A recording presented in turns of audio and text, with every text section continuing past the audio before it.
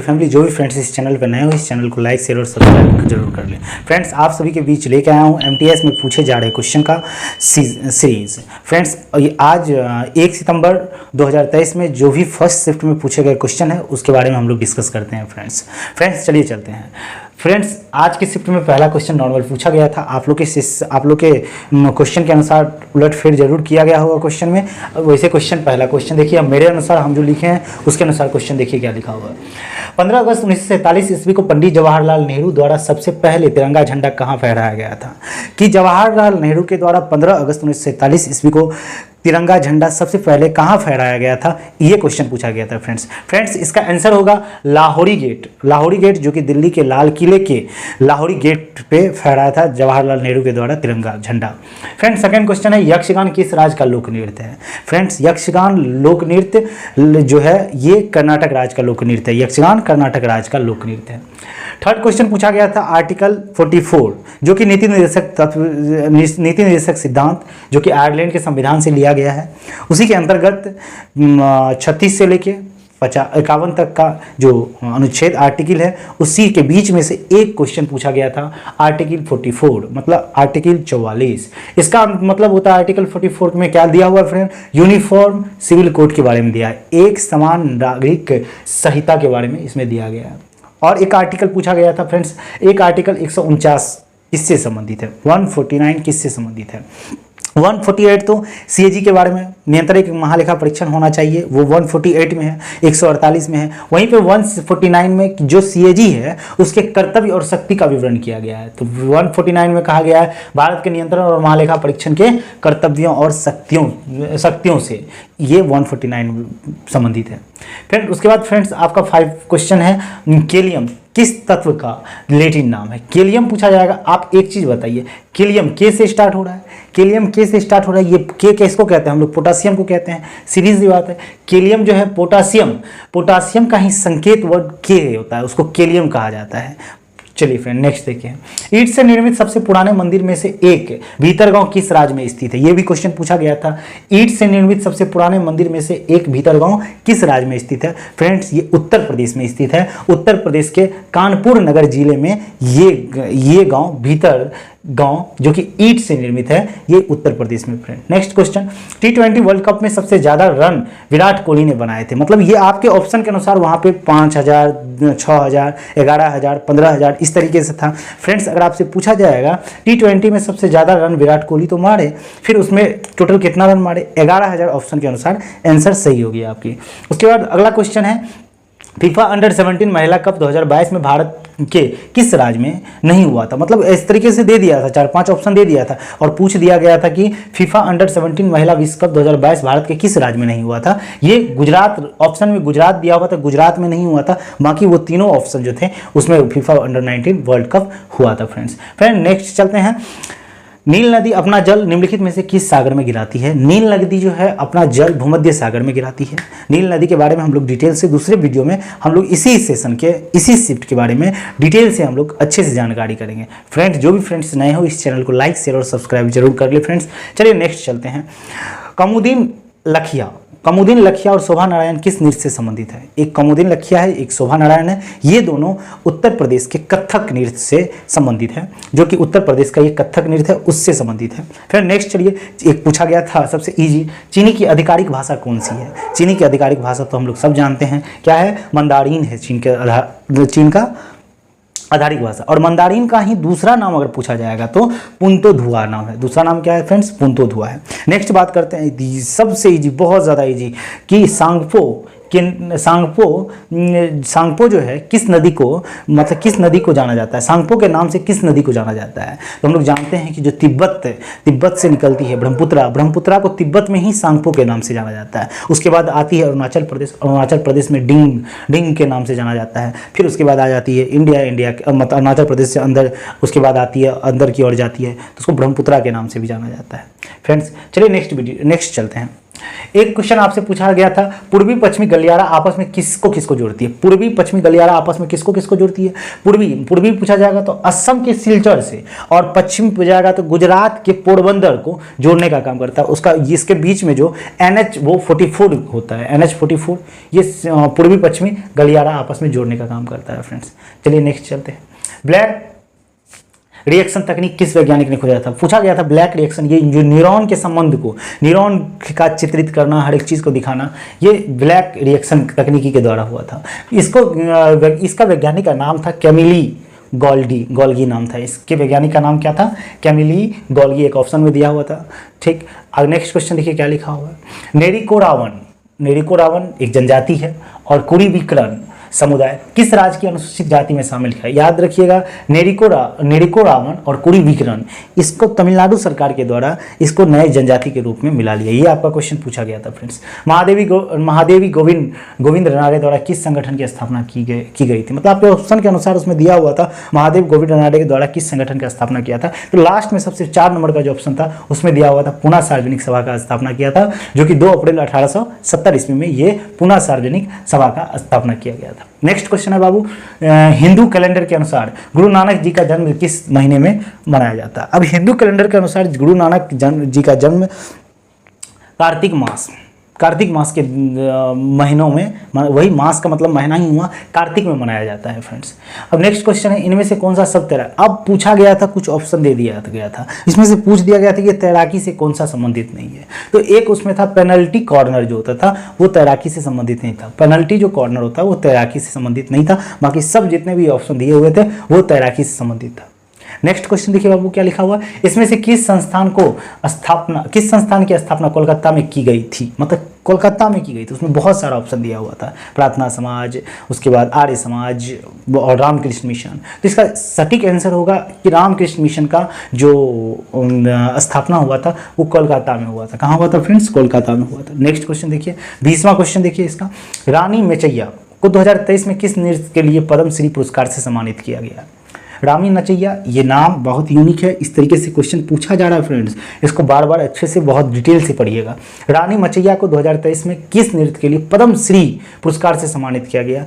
एक कोगरा का नृत्य है, उग्र का नृत्य है, जो कि उसका नाम है उम्मथेट इसको कहते हैं। उम्मथेट से ये रिलेटेड थी ये रानी मचैया, याद रखिए, सीधा याद रखिएगा, रानी मचैया उम्मथेट से। और आप लोग को एक इजी बता देते हैं, ये एमटीएस में जो क्वेश्चन पूछा जा रहा है ना, जो एसएससी पिछले आप 2023 में जो इसलिए अगले पिछले महीना जो हुआ है एसएससी का एग्जाम, जितने भी एसएससी का एग्जाम हुआ है उसके सभी क्वेश्चन को अगर आप लोग देख लोगे, डिस्कशन दिया हुआ है उसके सभी क्वेश्चन को आप लोग देख लोगे, आई होप कि उसमें से आप हर एक शिफ्ट में 3 से 4 क्वेश्चन को आप इजीली बना सकते हो, क्योंकि उसी से पूछा गया है। बहुत सारा ऐसा क्वेश्चन, जैसे सेकेंड शिफ्ट में जो क्वेश्चन पूछा गया है वो CHSL का जो एग्जाम हुआ है पिछले दिन, उससे ही रिलेटेड पूछा गया है फ्रेंड्स। आप उसको देख लीजिएगा, प्लेलिस्ट में दिया हुआ उसका वीडियो फ्रेंड। नेक्स्ट चलिए क्या लिखा हुआ है, कमलेश्वर प्रसाद सक्सेना को 2003 में साहित्य अकादमी पुरस्कार किस हिंदी उपन्यास के लिए दिया गया था? तो कमलेश्वर प्रसाद को साहित्य अकादमी पुरस्कार वो कितने पाकिस्तान, उसमें दिया हुआ था कितने पाकिस्तान और कितने पाकिस्तान बनेंगे,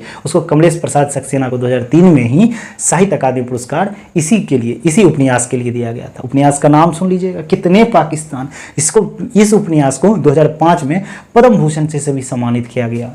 किसको? कमलेश्वर प्रसाद सक्सेना को। नेक्स्ट चलिए क्या लिखा हुआ है, मई 2023 में इनमें से किस 2 संगीतकार को भारत रत्न सम्मानित किया गया? अब देखिए उसमें ऑप्शन दिया हुआ था, 2 भारत रत्न मतलब कि संगीतकार थे हुए, उसे भारत रत्न से सम्मानित किया गया। एक का नाम था भीमसेन जोशी, दूसरा का नाम था पंडित रविशंकर। भीमसेन जोशी और रविशंकर ये दोनों सम्मिलित वहाँ पे नाम था, उसमें AR रहमान भी था, उसके साथ और भी कोई था। तो ऑप्शन में सही आंसर होगा भीमसेन जोशी और पंडित रविशंकर को भारत रत्न से सम्मानित किया गया 2023।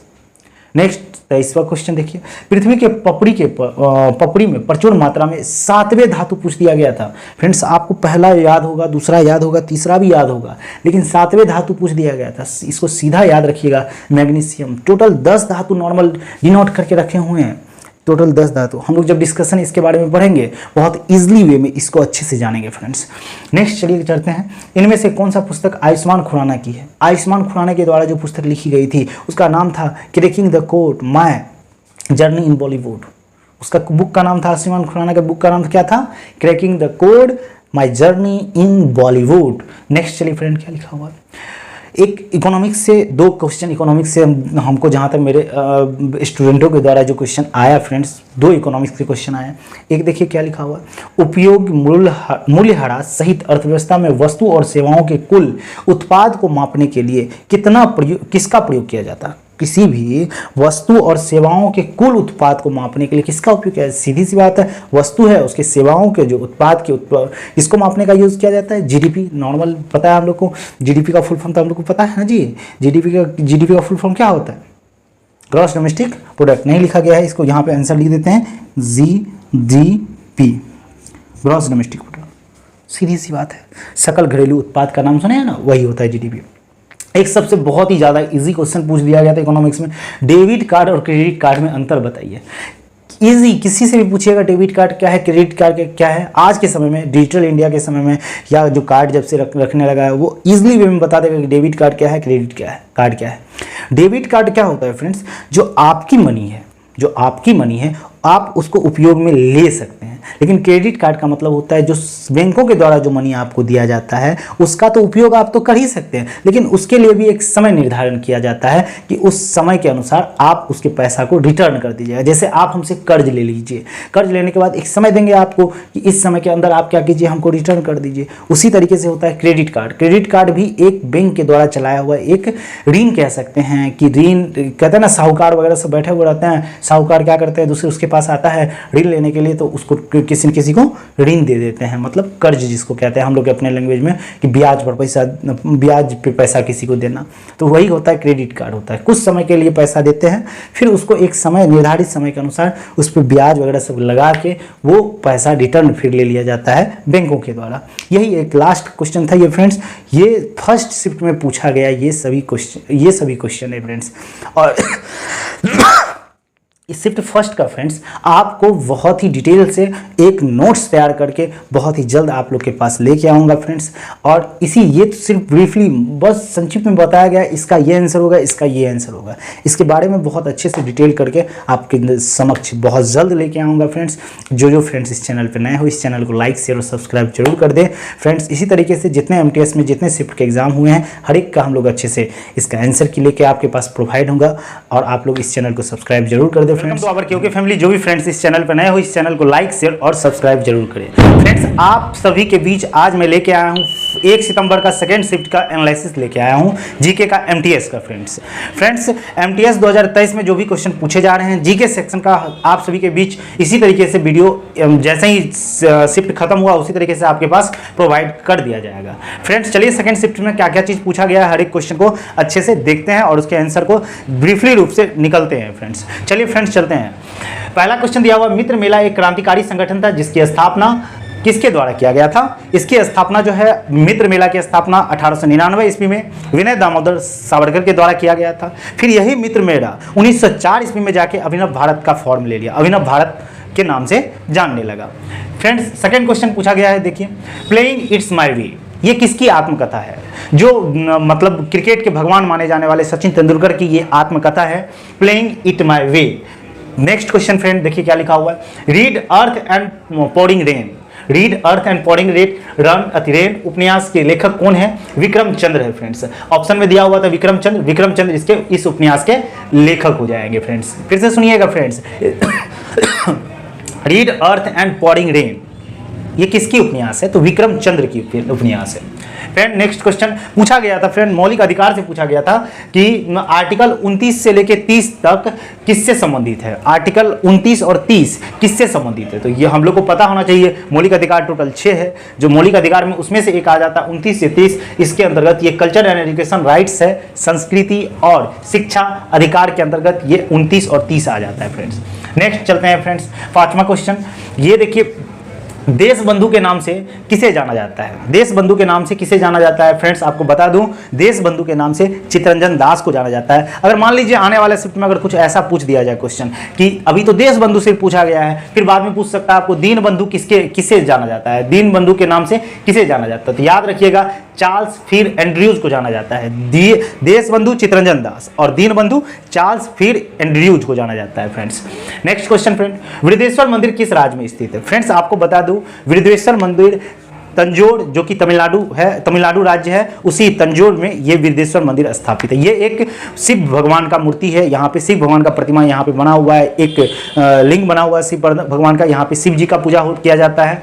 और फ्रेंड्स इसको बनाया था चोल शासक के द्वारा, राजा प्रथम ने इसे बनाया था फ्रेंड्स। और इसको अब यूनेस्को के विश्व धरोहर में 1887 ईस्वी में यूनेस्को के विश्व धरोहर में इसको शामिल कर लिया गया है फ्रेंड्स। इतना चीज वृद्धेश्वर मंदिर जब भी पूछा जाएगा तो 5 पॉइंट याद रखिएगा।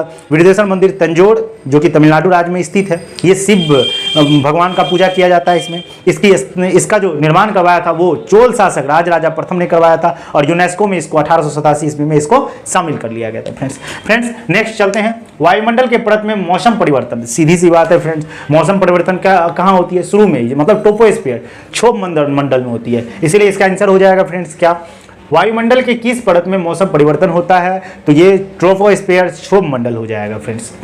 नेक्स्ट चलते हैं, एक और आर्टिकल पूछ दिया गया था फ्रेंड्स, ये उच्च न्यायालय से संबंधित था, सर्वोच्च न्यायालय से संबंधित था। ये आर्टिकल था 129 आर्टिकल्स, ये किससे संबंधित है? पूछा जाएगा आर्टिकल 129 किससे संबंधित है? ये संबंधित है सर्वोच्च न्यायालय को अभिलेख न्यायालय का अधिकार।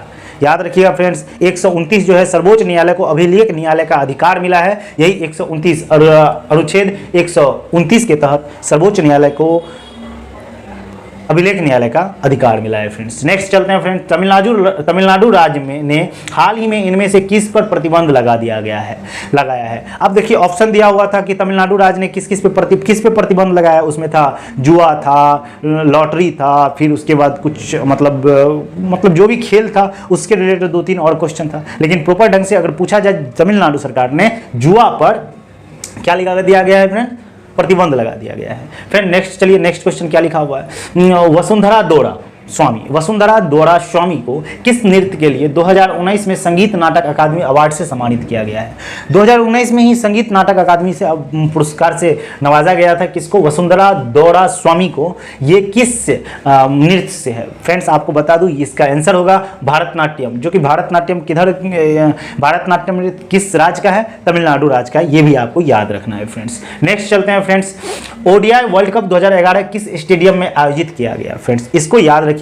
ओडीआई 2011 का जो ओडीआई वर्ल्ड कप था, ये 3 देशों में आयोजित करवाया गया था। एक भारत था, एक श्रीलंका था, एक बांग्लादेश था। लेकिन सबसे पहले कह रहा है किस स्टेडियम में लागू किया गया? तो नॉर्मल एक पहला जो मैच हुआ था भारत और बांग्लादेश के बीच में, वो शेर ए बांग्ला, ये ऑप्शन में अगर होगा तो यहीं पे पहला आयोजन किया गया था। ये फ्रेंड्स शेर ए बांग्ला ढाका में जो है, ये इसमें वर्ल्ड कप 2011 का आयोजन करवाया हुआ था फ्रेंड्स। नेक्स्ट क्वेश्चन फ्रेंड देखिए क्या लिखा हुआ है, 54 वर्ष के बाद संतोष ट्रॉफी का विजेता कौन सा राज्य रहा? मतलब एकदम 54 वर्ष के बाद मतलब संतोष ट्रॉफी का विजेता कौन सा राज्य रहा फ्रेंड्स? उसका आंसर होगा कर्नाटक फ्रेंड्स। 54 वर्ष के बाद संतोष ट्रॉफी का विजेता कर्नाटक रहा फ्रेंड्स। नेक्स्ट चलिए चलते हैं, भजन सोपारी किस वाद्य यंत्र से संबंधित है? भजन सोपारी किस वाद्य यंत्र से संबंधित है? ये संतूर वादक से संबंधित है फ्रेंड्स। भजन सोपारी संतूर वादक से संबंधित है।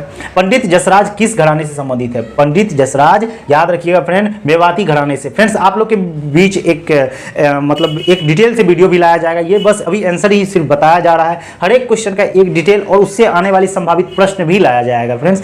इसीलिए इस चैनल को लाइक कर ले, शेयर कर दे अपने फ्रेंड के साथ और फ्रेंड को बोल दे कि सब्सक्राइब भी कर ले फ्रेंड्स। चलिए, और आपकी सपोर्ट की अभी बहुत ज़्यादा ज़रूरत है हमको फ्रेंड्स। चलिए फ्रेंड नेक्स्ट चलते हैं, पंडित जसराज ये तो हो गया, ये मेवाती घराने से है, कोई प्रॉब्लम इसमें नहीं है। नुआखाई त्योहार किस राज्य का है? नुआखाई त्योहार फ्रेंड्स उड़ीसा राज्य का है। नेक्स्ट प्रश्न फ्रेंड्स, इसमें से किस राज्य में दिन और रात का तापमान में कोई अंतर नहीं होता? फ्रेंड्स अगर राज्य पूछा जाए कि किस राज्य में दिन और रात के तापमान में कोई अंतर नहीं होता, अगर राज्य पूछा जाए तो राज्य होगा केरल। और वहीं पे अगर यूटी मतलब यूनियन टेरिटरीज अगर पूछा जाए तो वो हो जाएगा अंडमान निकोबार। यहाँ पे दिन और रात जो है इसका तापमान समान ही रहता है, एक ही समान रहता है। राज्य में केरल और यूटी में कौन हो गया friends, Andaman Nicobar. Next question देखिए क्या लिखा हुआ फ्रेंड्स, रॉबर्ट हुक कब मृत कोशिका का खोज किया था, पूछा जाएगा रॉबर्ट हुक मृत कोशिका का कब खोज किया था। 1665 ईस्वी में रॉबर्ट हुक ने मृत कोशिका का खोज किया था। फ्रेंड्स अगर आपसे यही पूछ दिया जाएगा किसके द्वारा जीवित कोशिका का खोज किया गया था, तो आप लोग को पता होना चाहिए लिवेन हुक के द्वारा क्या किया गया था, जीवित कोशिका का खोज किया गया था। नेक्स्ट क्वेश्चन देखिए फ्रेंड्स क्या लिखा हुआ है, यामिनी कृष्णामूर्ति किस शास्त्रीय नृत्य की डांसर थी। यामिनी कृष्णामूर्ति फ्रेंड्स आपको यकीन दिला दूं कि एसएससी जो सीएचएसएल में जो पिछले मंथ जो सीएचएसएल का एग्जाम हुआ है उसमें से यामिनी कृष्णामूर्ति ये पूछा गया क्वेश्चन है। आप लोग अगर हो सके तो सीएचएसएल जो पिछले मंथ में एग्जाम जितना भी हुआ है उसका क्वेश्चन देख ले, आपको हर एक शिफ्ट में उससे 2-3 क्वेश्चन 4 क्वेश्चन आपको आने की संभावना 100% रहेगी। इसीलिए फ्रेंड्स आप लोग पीछे वाला मतलब पिछले मंथ जो सीएचएसएल का एग्जाम हुआ है उसके सभी क्वेश्चन का एनालिसिस अच्छे से देख के उसके बाद ही एग्जाम हॉल में जाए। फ्रेंड्स यामिनी कृष्णमूर्ति किस शास्त्रीय नृत्य से है। यामिनी कृष्णमूर्ति फ्रेंड्स ये कुचिपुड़ी डांसर भी है और भरतनाट्यम डांसर भी है। ये कुचिपुड़ी भी डांसर है और भरतनाट्यम दोनों डांस करती है। याद रखिएगा आपके ऑप्शन के अनुसार जो आंसर होगा उसको टिक लगा दिए ही होंगे आप लोग। ओडीआई क्रिकेट वर्ल्ड कप 2023 कहां पर हुआ था। ओडीआई क्रिकेट 2023 में कहां पर होगा फ्रेंड्स याद रखिएगा। ओडीआई क्रिकेट वर्ल्ड कप जो है 2023 कहाँ पे होगा, अपना भारत में ही होगा फ्रेंड्स। और ये कब से कब तक होगा, 5 अक्टूबर से स्टार्ट हो जाएगा और वो 19 नवंबर तक चलेगा। 5 अक्टूबर से 19 नवंबर तक क्या चलेगा फ्रेंड्स, वर्ल्ड कप चलेगा क्रिकेट में 2023 का। नेक्स्ट चलिए चलते हैं फ्रेंड्स।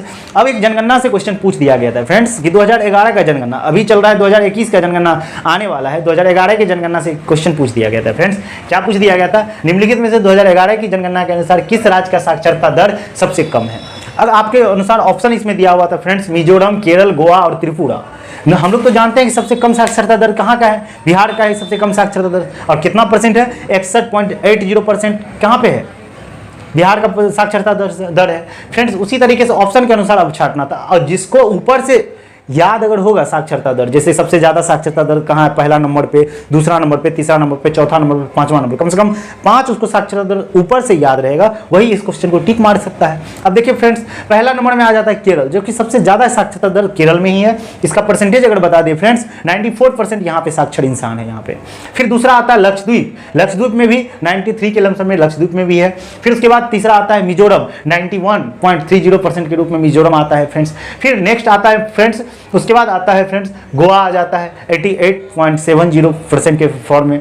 फिर उसके बाद नेक्स्ट फ्रेंड्स आ जाता है त्रिपुरा 87.22%, जो कि त्रिपुरा का होता है फ्रेंड्स। इसीलिए आपका आंसर हो जाएगा इसमें सबसे निम्न साक्षरता दर कहाँ का है, त्रिपुरा। जो त्रिपुरा आंसर मार के आए होंगे उसका फ्रेंड्स ये क्वेश्चन सही होगा फ्रेंड्स। नेक्स्ट चलिए चलते हैं फ्रेंड्स, शुद्ध गति श्यांता। शुद्ध गति श्यांता इसको कहते हैं pure dynamic viscosity. Pure dynamic viscosity जो है फ्रेंड्स, इसका गूसियंस यूनिट क्या होता है, गूसियन यूनिट कह सकते हैं या इसका यूनिट नॉर्मल कह सकते हैं। इसका यूनिट क्या होता है, याद रखिएगा फ्रेंड्स, ये शुद्ध गति श्यांता का यूनिट जो होता है वो स्टॉक होता है। जो भी फ्रेंड्स स्टॉक मार के आए होंगे, स्टॉक ऑप्शन में होगा, वो उसका आंसर बिल्कुल सही होगा फ्रेंड्स। नेक्स्ट क्वेश्चन देखिए क्या लिखा हुआ, PLFS। PLFS का फुल फॉर्म होता है friends periodic labour force survey.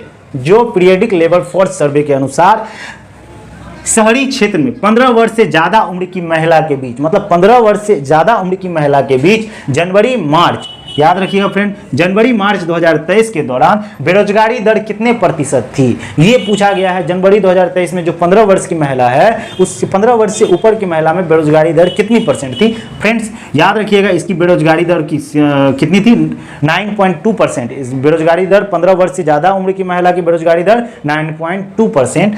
और इसी के साथ अगर आपसे पूछ दिया जाएगा शहरीकरण में, शहर में बेरोजगार कितना है, बेरोजगारी की परसेंटेज कितनी है, 6.8। आगे एग्जाम में हो सकता है तो पूछ भी सकता है। इसी के साथ ज्यादा याद रख लीजिएगा, ज्यादा उम्र वाले पुरुष जो हैं, 15 वर्ष से ज्यादा उम्र वाले पुरुष जो हैं, उसकी बेरोजगारी दर की संख्या कितनी है, 6% है फ्रेंड्स। नेक्स्ट चलते हैं फ्रेंड्स, क्या लिखा हुआ है, केंद्रीय सरकार ने पूंजीगत प्राप्ति मतलब कैपिटल डिसिप्ट। आप लोग को सबसे पहले समझना पड़ेगा कैपिटल डिसिप्ट होता क्या है। अब क्वेश्चन पढ़ लीजिए, पहले क्वेश्चन जान लीजिए क्या लिखा हुआ है।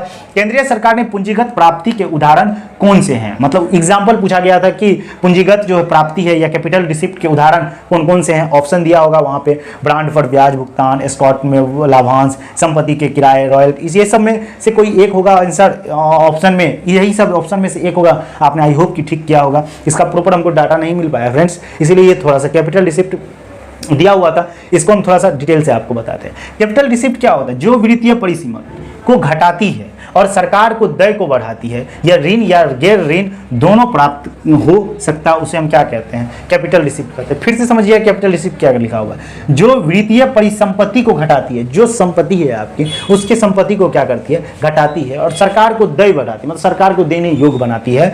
और ऋण और गैर ऋण दोनों प्राप्त इससे किए जा सकते हैं। ऋण भी इससे और गैर ऋण भी प्राप्त किए जाते हैं। जैसे आपका देखिए ब्रांड का ब्याज भुगतान, जब आप कोई ब्रांड होता है उसका जो ब्याज भुगतान किया जाता है, ये भी आ जाता है कैपिटल रिसिप्ट के अंतर्गत। एस्कॉर्ट मार्केट में आपको जो क्या होता है कि लाभांश मिलता है, लाभांश जो प्राप्त होता है वो भी कैपिटल रिसिप्ट के रूप में फॉर्म में आ जाता है। संपत्ति से किराया, मतलब जैसे मान लीजिए आप पटना में अगर रह रहे हो, तो पटना में क्या होता है, बहुत सारे इंसान क्या करते हैं, बिल्डिंग बना देते हैं और स्टूडेंट का खून तो चूसते ही चूसते हैं। तो बात 100% है फ्रेंड्स। और भी देख लीजिए ध्यान से क्या लिखा हुआ है, जो संपत्ति पे उस पर अपना घर बना दिया, रेंट पे लगा दिया, और उससे जो लाभांश आया, उससे जो किराया आया, वही क्या कहलाएगा? कैपिटल रिसिप्ट कहलाएगा फ्रेंड। नेक्स्ट चलिए फ्रेंड चलते हैं लास्ट क्वेश्चन, सेकंड शिफ्ट में लास्ट क्वेश्चन। और एक क्वेश्चन शायद मिस हो गया हमसे और लिख नहीं पाए, और ये क्वेश्चन लास्ट क्वेश्चन, ये सेकंड शिफ्ट का क्वेश्चन जो पूछा गया था, अर्थव्यवस्था में ट्रांसफर पेमेंट का क्या मतलब है? फ्रेंड्स इकोनॉमिक्स से 2 अच्छा खासा क्वेश्चन पूछा गया था, इसमें और सारा क्वेश्चन था लेकिन 2 अच्छा खासा क्वेश्चन लगा हमको। एक ट्रांसफर पेमेंट क्या होता है आपको पता होगा। ट्रांसफर पेमेंट ये होता है कि अगर आप किसी को ट्रांसफर कर दिए पैसा, मतलब एक ही दिशा से ट्रांसफर होता है। जैसे एक आपको डिटेल से एक बार बता देते हैं ट्रांसफर पेमेंट क्या लिखा हुआ। हस्तांतरण भुगतान, इसको हिंदी में कहा जाता है ट्रांसफर पेमेंट को। इसमें लिखा हुआ किसी ऐसे व्यक्ति या संगठन को एक तरफा भुगतान, मतलब ये जो स्थानांतरण भुगतान है, ये एक तरफा भुगतान है, मतलब एक तरफ से, एक ही तरह से आप क्या कर सकते हैं? भुगतान कर सकते हैं। आप जो कर दिए भुगतान, बस हो गया। जैसे एग्जांपल में कह सकते हैं, जिसके बदले में कोई सामान या सेवा नहीं दी जाती है, मतलब मान लीजिए आपने पैसा दिया, उसके बदले में कोई आपके पास रिफंड या कोई आपका लाभ नहीं हो पाया, या लाभ नहीं कह सकते हैं, या आपका पैसा भी रिटर्न नहीं हुआ, उसी को हम कहते हैं ट्रांसफर पेमेंट या स्थानांतरण भुगतान कहते हैं।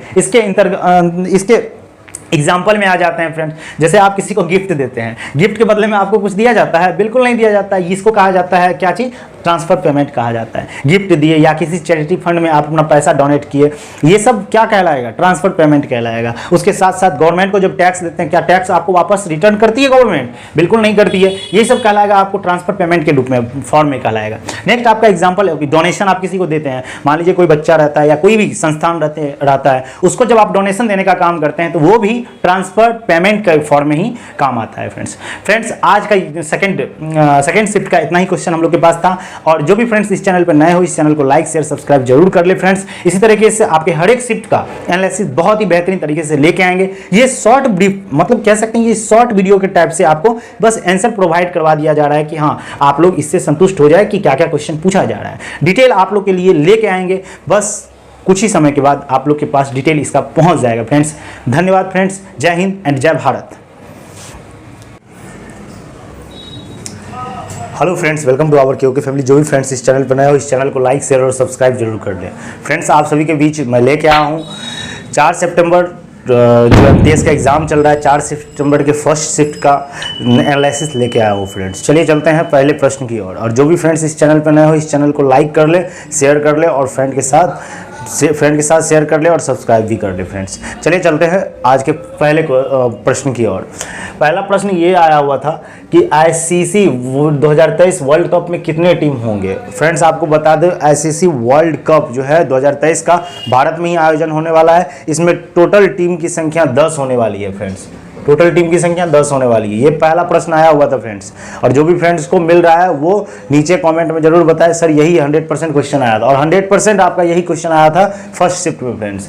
नेक्स्ट देखिए सेकंड क्वेश्चन क्या लिखा हुआ है। विंग्स ऑफ फायर किसकी आत्मकथा है? हमारे मिसाइल मैन के नाम से जानने वाले एपीजे अब्दुल कलाम की ये विंग्स ऑफ फायर आत्मकथा है। फिर से फ्रेंड्स सुनिए ध्यान से, विंग्स ऑफ फायर किसकी आत्मकथा है? तो वो उसका आंसर होगा एपीजे अब्दुल कलाम। फिर नेक्स्ट देखिए फ्रेंड क्या लिखा हुआ है। Born again on the mountain किसकी आत्मकथा है? एक और आत्मकथा से रिलेटेड, एक और पुस्तक से रिलेटेड पूछ दिया गया था, उसका नाम था born again on the mountain. किसकी आत्मकथा है? याद रखिएगा, अरुणिमा सिन्हा। इसको माउंटेन गर्ल के नाम से भी जाना जाता है। ये सबसे पहली, भारत की सबसे पहली विकलांग महिलाएं थी जो माउंट एवरेस्ट पे चढ़ी हुई थी, अरुणिमा सिन्हा। इसीलिए इसको born again on the mountain इसकी आत्मकथा है फ्रेंड्स, याद रखिएगा इसको फ्रेंड्स। नेक्स्ट चलिए, मौलिक कर्तव्य मतलब फंडामेंटल ड्यूटीज किस अनुच्छेद में वर्णित है? आपको पता होना चाहिए, मौलिक कर्तव्य जो है 42वां संविधान संशोधन 1976 ईस्वी में भारतीय संविधान में जोड़ा गया था। और फ्रेंड्स, और इसका अनुच्छेद, अगर अनुच्छेद पूछ रहा है तो अनुच्छेद इसमें भाग 4A का ये 51A में इसका वर्णन किया गया है। पूछा जाएगा, अनुच्छेद सिर्फ 51A में मौलिक कर्तव्य का वर्णन किया गया है, फंडामेंटल ड्यूटी का वर्णन किया गया है फ्रेंड्स। मिलाते जाइएगा, जिसका जितना सही होगा एक बार कमेंट में जरूर बताइएगा किसका कितना सही हुआ है फ्रेंड्स। नेक्स्ट चलिए चलते हैं, 2019 में भारत रत्न पुरस्कार प्राप्त करने वाला भूपेन हजारिका निम्नलिखित में से किस क्षेत्र में दिया जाता है? किस क्षेत्र से संबंधित थे भूपेन हजारिका जो थे? 2019 में जो भारत रत्न प्राप्त व्यक्ति थे भूपेन हजारिका, वो किस फील्ड से थे या किस क्षेत्र से संबंधित थे? तो फ्रेंड्स आपको बता दूं, वो संगीत क्षेत्र से थे। और थोड़ी सी बात जान ले 2019 की वर्ल्ड कप की बात, 2019 के भारत रत्न की बात जान ले थोड़ी सी फ्रेंड्स।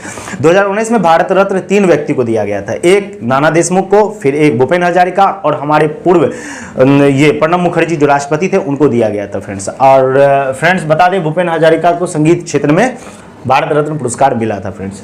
नेक्स्ट चलते हैं फ्रेंड्स क्वेश्चन की ओर, मुंबई क्षेत्र में कौन से संस्थान अधिक है, मतलब संसाधन अधिक है, सॉरी, मुंबई क्षेत्र में कौन से संसाधन सबसे अधिक है? फ्रेंड्स आपको बता दूं, वहां पे तेल उत्पादन और प्राकृतिक गैस, तेल उत्पादन कह सकते हैं तो ऑयल प्रोडक्ट्स एंड उसके बाद फिर नेचुरल गैसेस की रिसोर्सेज वहां पे बहुत ही ज्यादा है फ्रेंड्स। नेक्स्ट चलिए, नेक्स्ट प्रश्न की ओर चलते हैं फ्रेंड्स। आपसे नेक्स्ट क्वेश्चन पूछा गया था, अक्टूबर 2023 में 37वें राष्ट्रीय खेल का आयोजन कहाँ किया जाएगा? फ्रेंड्स अक्टूबर 2023 में 37वें मतलब 37वां राष्ट्रीय खेल का आयोजन कहाँ करवाया जाएगा? फ्रेंड्स याद, इसका आंसर होगा गोवा में करवाया जाएगा फ्रेंड्स। और 36वां भी याद रखिएगा आप, 36वां कोई कोरिलेट करके पढ़ लीजिएगा फ्रेंड्स, क्योंकि आने की संभावना बहुत ज्यादा है। उसके बाद देखिए, गोटे सोड़ा बैडमिंटन खिलाड़ी है, गोटे सोड़ा एक बैडमिंटन खिलाड़ी है। अब पूछा गया है गोटे सोड़ा बैडमिंटन खिलाड़ी है, भारत के किस राज्य से संबंधित है? फ्रेंड्स आपको बता दूं, गोटे सोड़ा जो है ये अरुणाचल प्रदेश के खिलाड़ी है जो कि बैडमिंटन खेलते हैं फ्रेंड्स। नेक्स्ट चलते हैं फ्रेंड, गजल सम्राट के नाम से किसे जाना जाता है? ये भी पूछा गया था, गजल सम्राट के नाम से किसे जाना जाता है? कौन नहीं जानता गजल सम्राट को? जी, इसका नाम है जगजीत सिंह। गजल सम्राट के नाम से किसे जाना जाता है? जगजीत सिंह। आप लोगों ने उसका बहुत ज़्यादा एक गाना सुना होगा कि घर से निकलते ही कुछ दूर चलते ही, ये गाना आप जगजीत सिंह का ही एक गजल है, ठीक ना? तो गजल सम्राट के नाम से किसे जाना जाता है? जगजीत सिंह को जाना जाता है। उसके बाद देखिए, संकीर्तन और रास किस नृत्य के पहलू हैं? याद रखिएगा फ्रेंड्स, संकीर्तन और रास किस नृत्य के पहलू है? बार बार रिपीट भी कर सकता है फ्रेंड्स, इसीलिए आप लोग इसको याद भी रखिए और अपना आंसर मिलाते भी जाइए फ्रेंड्स। संकीर्तन और रास किस नृत्य के पहलू हैं? तो मणिपुर नृत्य के ये पहलू हैं। नेक्स्ट क्वेश्चन देखिए, सुंदरवन डेल्टा में किस प्रकार की वनस्पति पाई जाती है? याद रखिएगा, सुंदरवन डेल्टा में किस प्रकार की वनस्पति पाई जाती है, या वनस्पति अगर पूछा जाएगा तो ये मैंग्रोव वनस्पति पाया जाती है यहाँ फ्रेंड्स। कैसा वनस्पति पाया जाता है? मैंग्रोव वनस्पति पाया जाता है। और सुंदरवन डेल्टा है कहाँ पे? पश्चिम बंगाल राज्य में स्थित है फ्रेंड्स। नेक्स्ट चलिए चलते हैं, राज्य चुनाव आयोग का नियुक्ति कौन करता है? राज्य में जो चुनाव आयोग होता है उसका नियुक्ति कौन करेगा? तो राज्यपाल करेगा। राज्य चुनाव आयोग का नियुक्ति कौन करेगा? राज्यपाल करेगा। और मुख्य चुनाव आयोग का नियुक्ति कौन करेगा? राष्ट्रपति करेगा फ्रेंड्स। नेक्स्ट चलिए, और याद रखिएगा ये राज्य चुनाव आयोग का जो आर्टिकल है वो 243 का आर्टिकल है। आप 243 आर्टिकल बहुत अच्छे से पढ़ लीजिए, उसमें बहुत सारे खंड है। उसके बाद नेक्स्ट चलिए चलते हैं फ्रेंड्स, क्या लिखा हुआ है? हिमाचल प्रदेश की सरकार ने डेयरी प्रोडक्ट्स के लिए कौन सी योजना शुरू की? हिमाचल प्रदेश के सरकार ने डेयरी प्रोडक्ट के लिए कौन सी योजना शुरू की? ये प्रश्न पूछा गया था फ्रेंड्स, और इसका आंसर होगा ऑप्शन में हिमगंगा योजना का। ये डेयरी प्रोडक्ट से संबंधित है। मतलब बोला जाएगा कि हिमगंगा योजना जो है हिमाचल सरकार के द्वारा डेयरी प्रोडक्ट से संबंधित है। नेक्स्ट चलिए चलते हैं फ्रेंड्स, भारत में खारे पानी की सबसे बड़ी झील, खारे पानी की इस बार पूछ दिया था सबसे बड़ी झील, तो आपको पता है कि चिल्का झील है। खारे पानी का सबसे बड़ी झील कहाँ है फ्रेंड्स? चिल्का झील है। जो कहाँ है चिल्का झील? ओडिशा राज्य में स्थित है, ये भी याद रखिएगा। और सबसे बड़ा पूछा जाएगा मीठे पानी का झील, तो बुलर झील जम्मू कश्मीर में, ये भी आपको याद रखना है फ्रेंड्स। 2011 की जनगणना से खासकर हर एक शिफ्ट में एक ना एक क्वेश्चन पूछा जा रहा है। आप 1 से मतलब आप 1 सितंबर से आप उठाइए, देखिए जनगणना से एक ना एक क्वेश्चन आपको हर एक शिफ्ट में पूछा गया है फ्रेंड्स। अब देखिए इसमें क्वेश्चन क्या पूछा गया ना, 2011 की जनगणना के अनुसार किस राज्य और केंद्र शासित प्रदेश का साक्षरता दर सबसे अधिक है। इसमें साक्षरता दर सबसे अधिक किस राज्य में है फ्रेंड्स, आपको पता होना चाहिए केरल में। और कितना % साक्षरता है वहां पे, 94% साक्षरता है। और इससे आप इससे रिलेटेड आगे आने वाले सेशन में ये सब भी याद कर लीजिएगा कि कितना लिंगानुपात है, सबसे अधिक लिंगानुपात किसका है, सबसे कम लिंगानुपात कितना है, किसका है। 2011 की जनगणना को बहुत अच्छे से जाइए पढ़ लीजिए फ्रेंड्स। और आपको बता दूं, थोड़ी सी लिंगानुपात की बात करें तो सबसे ज्यादा लिंगानुपात कहां पे है, केरल में है। कितना, 1043 लिंगानुपात वहां पे केरल में है। 1000 पुरुष पे महिलाओं की संख्या 1043 होती है। और सबसे कम लिंगानुपात की बात करें तो हरियाणा राज्य में सबसे कम लिंगानुपात है फ्रेंड्स। और जाके आप लोग 2011 की जनगणना को बहुत अच्छे से पढ़ लीजिएगा फ्रेंड्स। नेक्स्ट प्रश्न की ओर चलते हैं फ्रेंड्स। नेक्स्ट आपका क्वेश्चन आया हुआ था, छाऊ नृत्य में संगीत नाटक अकादमी अवार्ड 2023 में किसे दिया गया था। छाऊ नृत्य में संगीत और नाटक अकादमी अवार्ड किसे दिया गया था, तो आपके ऑप्शन में दिया हुआ था ब्रजेंद्र कुमार पटनायक को दिया गया था। पूछा जाएगा, फिर से देखिए फ्रेंड सुनिएगा ध्यान से, क्वेश्चन बहुत ही अच्छा है। छाऊ नृत्य में संगीत नाटक अकादमी अवार्ड 2023 किसे दिया गया था, ब्रजेंद्र कुमार पटनायक को दिया गया था फ्रेंड्स। नेक्स्ट चलिए चलते हैं क्वेश्चन की ओर। कालिदास सम्मान किस राज्य सरकार द्वारा दिया जाता है फ्रेंड्स, आपको यह भी याद रखना है, कालिदास सम्मान MP सरकार के द्वारा दिया जाता है। और कालिदास सम्मान किस क्षेत्र में दिया जाता है, ये सबको पूरा डिटेल से एक बार आप एनालिसिस कर लीजिएगा फ्रेंड्स। नेक्स्ट चलिए क्वेश्चन की ओर चलते हैं। गुरु कल्याणम सुंदरम पिल्लई किस शास्त्रीय नृत्य से है। भाई साहब, एक न एक शास्त्रीय नृत्य से जो उसके डांसर रहे हैं वो सबका पूछा ही जाता है। इसीलिए आप हर एक चीज को बारीकी से पढ़ लीजिएगा कि कौन इस नृत्य के लिए, मोहिनी अट्टम के लिए कौन कौन से नृत्यांगना है या नृत्य करने वाले हैं, इस सबको पढ़ लीजिएगा फ्रेंड्स। एक न एक क्वेश्चन ये भी शिफ्ट में पूछा ही जा रहा है। इस बार पूछ दिया कौन चीज, गुरु कल्याण सुंदरम पिल्लई, ये किस शास्त्रीय नृत्य से थे, तो याद रखिएगा ये भारतनाट्यम से थे। और पता है ना फ्रेंड्स, भारतनाट्यम कहाँ की लोक नृत्य है, केरल की लोक नृत्य है, ये भी याद रखना है आपको फ्रेंड्स। उसके बाद नेक्स्ट चलिए नेक्स्ट प्रश्न की ओर चलते हैं फ्रेंड्स। 19वां नंबर की प्रश्न आप लोगों से पूछा गया था। टोटल 25 के 25 पॉइंट्स, एकदम ओरिजिनल, एक भी इधर उधर नहीं, सभी प्रश्न आपसे आपके शिफ्ट से मिलता जुलता है। अब नेक्स्ट देखिए फ्रेंड्स क्या लिखा हुआ है। अप्रैल 1929 में विधान सभा में बम किसने फेंका था, वो अंग्रेज सबका असेंबली चल रहा था फ्रेंड्स वहाँ पे। और यहाँ पे बोला क्या, भगत सिंह के द्वारा बोला गया कि मतलब अंग्रेज सरकार को कि उसके कान पे जू नहीं रेंग रही है, इसीलिए हमने बम असेंबली में फेंका। वहाँ पे कोई भी आदमी हताहत नहीं हुआ था फ्रेंड्स, एक खाली जगह पे बम फेंका गया था कि हाँ कि अंग्रेज सरकार के कानों तक हम लोग की आवाज़ जाना चाहिए, बहरी हो गई है अंग्रेज सरकार, इसलिए बम फेंका गया था वहाँ पे फ्रेंड्स। तो आप याद रखिए, आपके से प्रश्न पूछा गया था, क्या पूछा गया था, अप्रैल 1929 ईस्वी में विधानसभा में बम किसने फेंका था, तो याद रखिएगा ये फेंका था भगत सिंह और बटुकेश्वर दत्त। और खासकर कभी कभी डेट भी पूछ दिया जाता, तो याद रखिएगा 8 अप्रैल 1929 ईस्वी को भगत सिंह और बटुकेश्वर दत्त के द्वारा असेंबली में बम फेंका गया था, फिर विधानसभा के बम फेंका गया था। नेक्स्ट प्रश्न देखिए फ्रेंड्स आपकी क्या है, राष्ट्रीय जलमार्ग 2 नेशनल वाटरवे 2 किस नदी पर स्थित है, पूछा जाएगा। नेशनल वाटरवे 2 जो है ये ब्रह्मपुत्रा नदी पर स्थित है, ये भी याद रखना है, ये क्वेश्चन आपसे पूछा गया था। और आप लोग जरूर बताइए कितना आप लोग का सही हुआ, कितना आप लोग का गलत हुआ। बाल विवाह निरोधक अधिनियम कब पारित किया गया, बाल विवाह निरोधक अधिनियम, देखिए फ्रेंड्स, एक तो सबसे पहले 1929 ईस्वी में शारदा एक्ट आया था बाल विवाह अधिनियम के लिए। उसके बाद 2006 और 2007, आपने ऑप्शन के अनुसार देख लीजिएगा कि 2006 दिया हुआ था कि 2007 दिया हुआ था या 1929 दिया हुआ था, ये कंफर्म हमको डाटा के साथ नहीं मिला है फ्रेंड्स। तो याद रखिएगा ये 2029 में एक शारदा एक्ट के द्वारा बाल विवाह पे निरोध अधिनियम तैयार किया गया था फ्रेंड्स। नेक्स्ट चलिए चलते हैं फ्रेंड्स। सखुआ की फूल की पूजा झारखंड के किस त्योहार में किया जाता है, पूछा गया था सखुआ के फूल की पूजा झारखंड के किस त्योहार में किया जाता है, तो त्योहार का नाम याद रखिएगा सरहुल त्योहार। उस त्योहार का क्या नाम था फ्रेंड्स, सरहुल त्योहार था, ये भी याद, ऑप्शन में आपका दिया हुआ था सरहुल त्योहार। क्या सरहुल त्योहार में सखुआ के फूलों की पूजा की जाती है। आगे फ्रेंड आप 23 क्वेश्चंस क्या लिखा हुआ है, सतह से वापस स्रोता तक ध्वनि तरंगे के परिवर्तन के कारण होने वाले ध्वनि की श्रृंखला को हम क्या कहते हैं। फिर से क्वेश्चन ध्यान से समझिए क्या लिखा हुआ है, सतह से वापस स्रोता तक ध्वनि तरंगों के परिवर्तन के कारण होने वाले ध्वनि की श्रृंखला को हम क्या कहते हैं, तो सीधी सी बात है प्रतिध्वनि कहते हैं, इको टू साउंड कहते हैं फ्रेंड्स। तो याद रखिएगा ये सब क्वेश्चन आपका जिसका सही हुआ होगा वो एकदम थंब दीजिए एक। उसके बाद देखिए क्या लिखा हुआ है, कौन सी मुद्रा को की विशेषता नहीं है। अब देखिए, अब क्वेश्चन ये भी पूछा गया था, इसका भी आंसर पूरा डिटेल से नहीं पता है, लेकिन हाँ एक इतना चीज बता देते हैं। इसमें पूछा था क्या, कौन सी मुद्रा की विशेषता नहीं है, लेकिन हम आपको मुद्रा की विशेषता बता देते हैं। मुद्रा की विशेषता क्या है फ्रेंड्स, ड्यूरेबिलिटी, और सेकेंड पोर्टेबिलिटी, थर्ड डिविजिबिलिटी, और फोर्थ यूनिफॉर्मिटी, और एक सीमित आपूर्ति जिसको हमको लिमिट सप्लाई कहते हैं उसको। उसके बाद फिर एक एक्सेप्टेबिलिटी मतलब स्वीकार्यता। ये हिंदी में देखिए, हिंदी में इसका देखिए मुद्रा की विशेषता क्या क्या फ्रेंड्स, यहाँ पे आपको बोर्ड पे नजर आ रही होगी बहुत अच्छे से फ्रेंड्स। देखिए क्या क्या हिंदी में लिखा हुआ है, स्थायित्व, सुवाह्यता जिसको कहते हैं, विभाज्यता, एक रूपता, समिति आपूर्ति और स्वीकार्यता, ये सब मुद्रा की विशेषता है। ठीक ना। अब आपके ऑप्शन के अनुसार ये सब में तीन को दिया होगा, एगो नहीं दिया होगा, आप लोग मार लिए होंगे बहुत अच्छे से।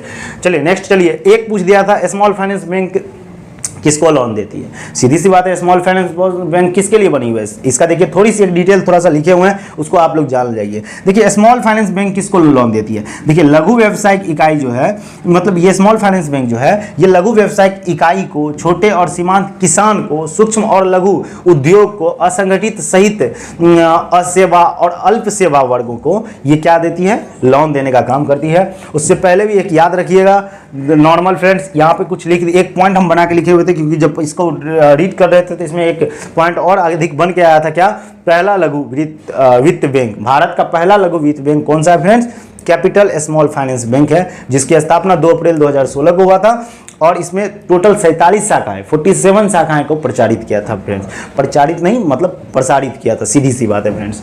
ये आपका 4 सितंबर के फर्स्ट शिफ्ट का एनालिसिस था फ्रेंड्स। आप लोग जरूर बताइएगा कितना आपका सही हुआ और कितना आपका गलत हुआ फ्रेंड्स। चलिए फ्रेंड्स चलते हैं, सेकेंड शिफ्ट में मिलेंगे फ्रेंड्स आपके लिए अभी। हाँ फ्रेंड्स, और अपने फ्रेंड्स के साथ इसको शेयर जरूर करें फ्रेंड्स, और सब्सक्राइब भी कर ले फ्रेंड्स, जो भी नए हो फ्रेंड्स। चलिए फ्रेंड्स चलते हैं आज की पहले प्रश्न की ओर। पहला प्रश्न ये था, पानीपत की तृतीय युद्ध कब हुआ था। फ्रेंड्स आपको बता दूं, पानीपत की जो तृतीय युद्ध हुआ था 14 जनवरी 1761 ईस्वी को हुआ था, अहमद शाह अब्दाली और मराठा के बीच हुआ था।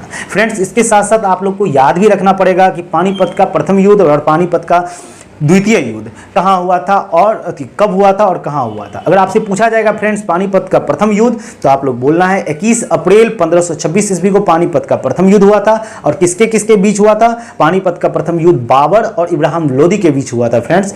और द्वितीय युद्ध जब पूछा जाएगा फ्रेंड्स, तो आप लोग को बताना है कि 5 नवंबर 1561 ईस्वी को पानीपत का द्वितीय युद्ध हुआ था। 5 नवंबर 1556 ईस्वी को द्वितीय युद्ध हुआ था फ्रेंड्स। किसके किसके बीच हुआ था, अकबर के सेनापति बेरम खां थे, और हेमू के सेनापति वहाँ उस समय कौन थे, हकीम शाह थे।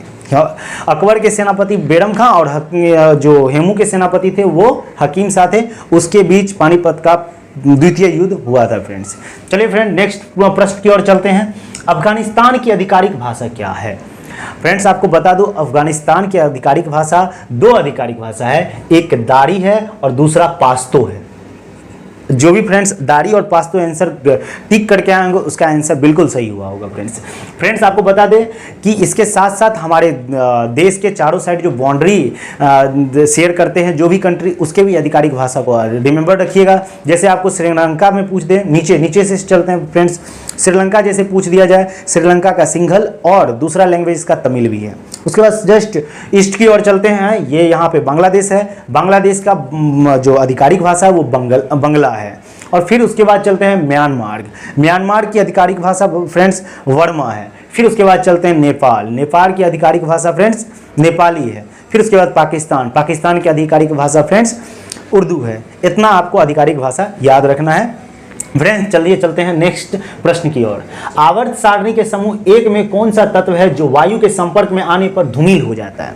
फ्रेंड्स आपके ऑप्शन के अनुसार आंसर इसका तो हो गया सोडियम, बट आपको कुछ बता दूं, आवर्त सारणी के जो प्रथम तत्व हैं, प्रथम समूह के जो तत्व हैं, उसमें से 2 ऐसे तत्व हैं जो वायु के संपर्क में आने से धूमिल हो जाते हैं। एक तो सोडियम और दूसरा पोटासियम। वायु में जैसे ही आते हैं क्या होते हैं, वो धूमिल हो जाते हैं। और धूमिल कहने का मतलब वो धुंधला टाइप से दिखाई नहीं देते हैं, बस इसको कहा जाता है फ्रेंड्स। और उसके साथ साथ आपको बता दें आवर्त सारणी के समूह फर्स्ट को ही क्षारीय धातु कहा जाता है उसको, और उसी का दूसरा नाम एल्काइन मेटल है। फ्रेंड्स इतना चीज़ आपको याद रखना है। और उसमें तत्व की संख्या ये भी याद रखना, आवर्त सारणी के फर्स्ट के समूह 1 में तत्व में की संख्या, तत्व कौन कौन सा है, एक तो हाइड्रोजन, दूसरा लिथियम, तीसरा सोडियम, चौथा पोटासियम, पांचवा आपको रुबिडियम, छठा सीजियम, और सातवां फ्रेंड्स आपको याद रखना है कौन हो जाएगा, फ्रेंजियम। ये इतना याद, फ्रेंजियम याद रखिएगा। ये आपका टोटल समूह एक के तत्व थे। नेक्स्ट प्रश्न की ओर चलते हैं फ्रेंड्स। गुआ और नोआमुडी लोएस्क किस राज्य में स्थित है? अगर फ्रेंड्स आपसे पूछा जाएगा गुआ और नोआमुडी लोएस्क किस राज्य से संबंधित है, तो आप लोग को आपका आंसर होगा झारखंड। और उसके साथ साथ कुछ लोएस्क के बारे में आपको भी पता रहना चाहिए फ्रेंड्स। कुछ लोएस्क वाले राज्य कौन कौन से हैं, जैसे आपसे पूछा जाएगा उड़ीसा के रायरंगपुर में जो हम लोग का गुरु महिसानी है वो लोएस्क के लिए बहुत ही प्रचलित है। और उसके साथ साथ उड़ीसा भारत का उड़ीसा एक ऐसा राज्य है जो कि लोएस्क उत्पादन में नंबर 1 पे आता है फ्रेंड्स। उसके साथ साथ उड़ीसा के साथ साथ छत्तीसगढ़ को भी याद रखना है। छत्तीसगढ़ में आंतपुर, याद रखिएगा अंतागढ़ जगह जहाँ पे राव घाट खादान लोएस्क के लिए प्रचलित है। उसके साथ साथ फ्रेंड्स आपको कर्नाटक का भी चिकमंगलुरु को याद रखना है जहाँ पे कंद्रेमुख लोएस्क का भंडार है फ्रेंड्स। नेक्स्ट प्रश्न की ओर चलते हैं फ्रेंड्स। भारत ने किस देश को हराकर महिला जूनियर हॉकी एशिया कप 2023 का खिताब जीता? फ्रेंड्स आपको बता दूं इसका आंसर आपका होगा दक्षिण कोरिया को हरा के महिला जूनियर हॉकी एशिया कप 2023 का खिताब भारत ने जीता था, और दक्षिण कोरिया को 2-1 से हरा के जीता था। फ्रेंड्स अगर अगले एग्जाम में अगर कुछ ऐसा पूछ सकता है, यहाँ पे महिला लिखा हुआ है, अगले एग्जाम में ऐसा भी पूछ सकता है पुरुष जूनियर हॉकी एशिया कप 2023 का खिताब कौन जीता, तो उसमें भी भारत ही जीता। और किसको हरा के जीता, तो वो पाकिस्तान को 2-1 से हराकर भारत जीता। किसमें, पुरुष वाला में। चलिए नेक्स्ट प्रश्न की ओर चलते हैं फ्रेंड्स। भारत के दोनों सदनों का चुनाव कौन करता है? ये इंपॉर्टेंट क्वेश्चन है फ्रेंड्स। भारत के दोनों सदनों का जो चुनाव करता है वो भारतीय चुनाव आयोग करता है।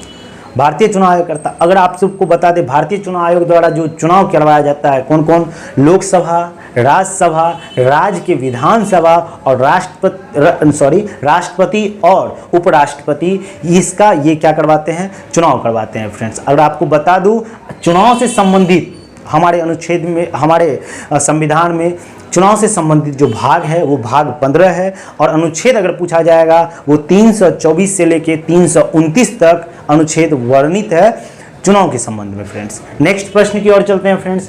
बुद्ध पूर्णिमा हिंदू कैलेंडर के अनुसार किस महीने में मनाया जाता है? फ्रेंड्स आपको बता दूं बुद्ध पूर्णिमा हिंदू कैलेंडर के अनुसार वैशाख माह में मनाया जाता है फ्रेंड्स। ये हिंदू कैलेंडर को खासकर पढ़ लीजिएगा क्योंकि इससे एक क्वेश्चन पूछा ही जा रहा है फ्रेंड्स। नेक्स्ट चलते हैं नेक्स्ट प्रश्न की ओर। भाखड़ा नंगल परियोजना किस राज्य में स्थित है? फ्रेंड्स भाखड़ा नंगल परियोजना या गोविंद सागर बांध इसी को कहा जाता है। गोविंद सागर परियोजना या भाखड़ा नंगल परियोजना दोनों सेम ही हुआ फ्रेंड्स। और ये किस राज्य में है? हिमाचल प्रदेश में फ्रेंड्स है। पूछा जाएगा भाखड़ा नंगल परियोजना किस राज्य में? हिमाचल प्रदेश में। ये भाखड़ा नंगल बांध इसको कहा जाता है फ्रेंड्स। भाखड़ा नंगल बांध की ऊंचाई अगर पूछा जाएगा 266 मीटर है फ्रेंड्स। और इसी भाखड़ा नंगल बांध को भारत का प्रथम गुरुत्वाकर्षणीय बांध भी कहा जाता है फ्रेंड्स। और ये भाखड़ा नंगल बांध जो है सतलज नदी पे बना हुआ फ्रेंड्स, इतना याद रखिएगा, और हिमाचल प्रदेश में है। जो भी फ्रेंड जिस भी फ्रेंड का जितना आंसर सही हुआ होगा वो जरूर कमेंट में बताएं कि किसका कितना आंसर सही हुआ है, किसका कितना आंसर गलत हुआ है फ्रेंड्स। और हाँ, इस चीज़ का इसका पीडीएफ प्राप्त करने के लिए, या पीडीएफ नहीं स्क्रीनशॉट आप लोग ले सकते हैं, या स्क्रीनशॉट प्राप्त करने के लिए क्लियर अगर नज़र नहीं आ रहा तो स्क्रीनशॉट आप मेरे टेलीग्राम आईडी पे जाके ईजिली आप अवेलेबल कर सकते हैं, पा सकते हैं वहाँ से फ्रेंड्स। टेलीग्राम है क्योंकि the key of knowledge channel, इसके नाम से टेलीग्राम हम लोग का चल रहा है। और उस पे ये पूरे शिफ्ट 2 के जो 4 सितंबर के टोटल आपको क्या स्क्रीनशॉट के अनुसार या पीडीएफ के फॉर्म में वहाँ पे मिल जाएगा फ्रेंड्स। नेक्स्ट प्रश्न की ओर चलते हैं फ्रेंड। अनटचेबल पुस्तक के लेखक कौन थे? फ्रेंड्स आपको बता दें अनटचेबल पुस्तक के लेखक मुल्क राज आनंद थे। और इसके साथ साथ मुल्क राज आनंद के 2 और पुस्तक को याद रखना है। ये अनटचेबल जो पुस्तक है ये 1935 मतलब 1935 ईस्वी को प्रकाशित किया गया। उसके 1 साल बाद 1936 ईस्वी को मुल्क राज आनंद के द्वारा एक और पुस्तक जिसका नाम कुली था उसको प्रकाशित किया गया। फिर उसके 1 साल के बाद 1937 ईस्वी में ये मुल्क राज आनंद के द्वारा एक और पुस्तक को प्रकाशित किया गया। वो पुस्तक का नाम था एक minute friends.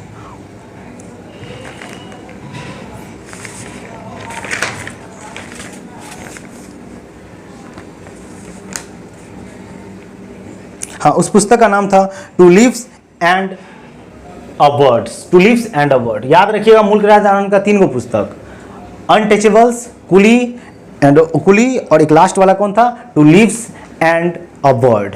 Any problem friends? चलिए नेक्स्ट चलते हैं। 10 स्वच्छ परिरक्षा प्रणाली के द्वारा कम प्रकाश में देखने की क्षमता और स्वस्थ त्वचा के लिए कौन सा विटामिन आवश्यक होता है फ्रेंड्स? सीधी सी बात है, स्वस्थ त्वचा के लिए और बढ़िया से देख सकना, मतलब कम रोशनी में भी अच्छे से देख लेना, वो विटामिन ए होगा फ्रेंड्स। जो भी फ्रेंड्स विटामिन ए मारे होंगे उसका आंसर बिल्कुल सही हुआ होगा फ्रेंड्स। नेक्स्ट चलते हैं। 2022 में किस कुचिपुड़ी नृत्यांगना को पद्मश्री अवार्ड से सम्मानित किया गया? पूछा जाएगा कुचिपुड़ी, वो कुचिपुड़ी नृत्यांगना है, उसको पद्मश्री अवार्ड से सम्मानित किया गया, उसका नाम है पद्माजी रेड्डी।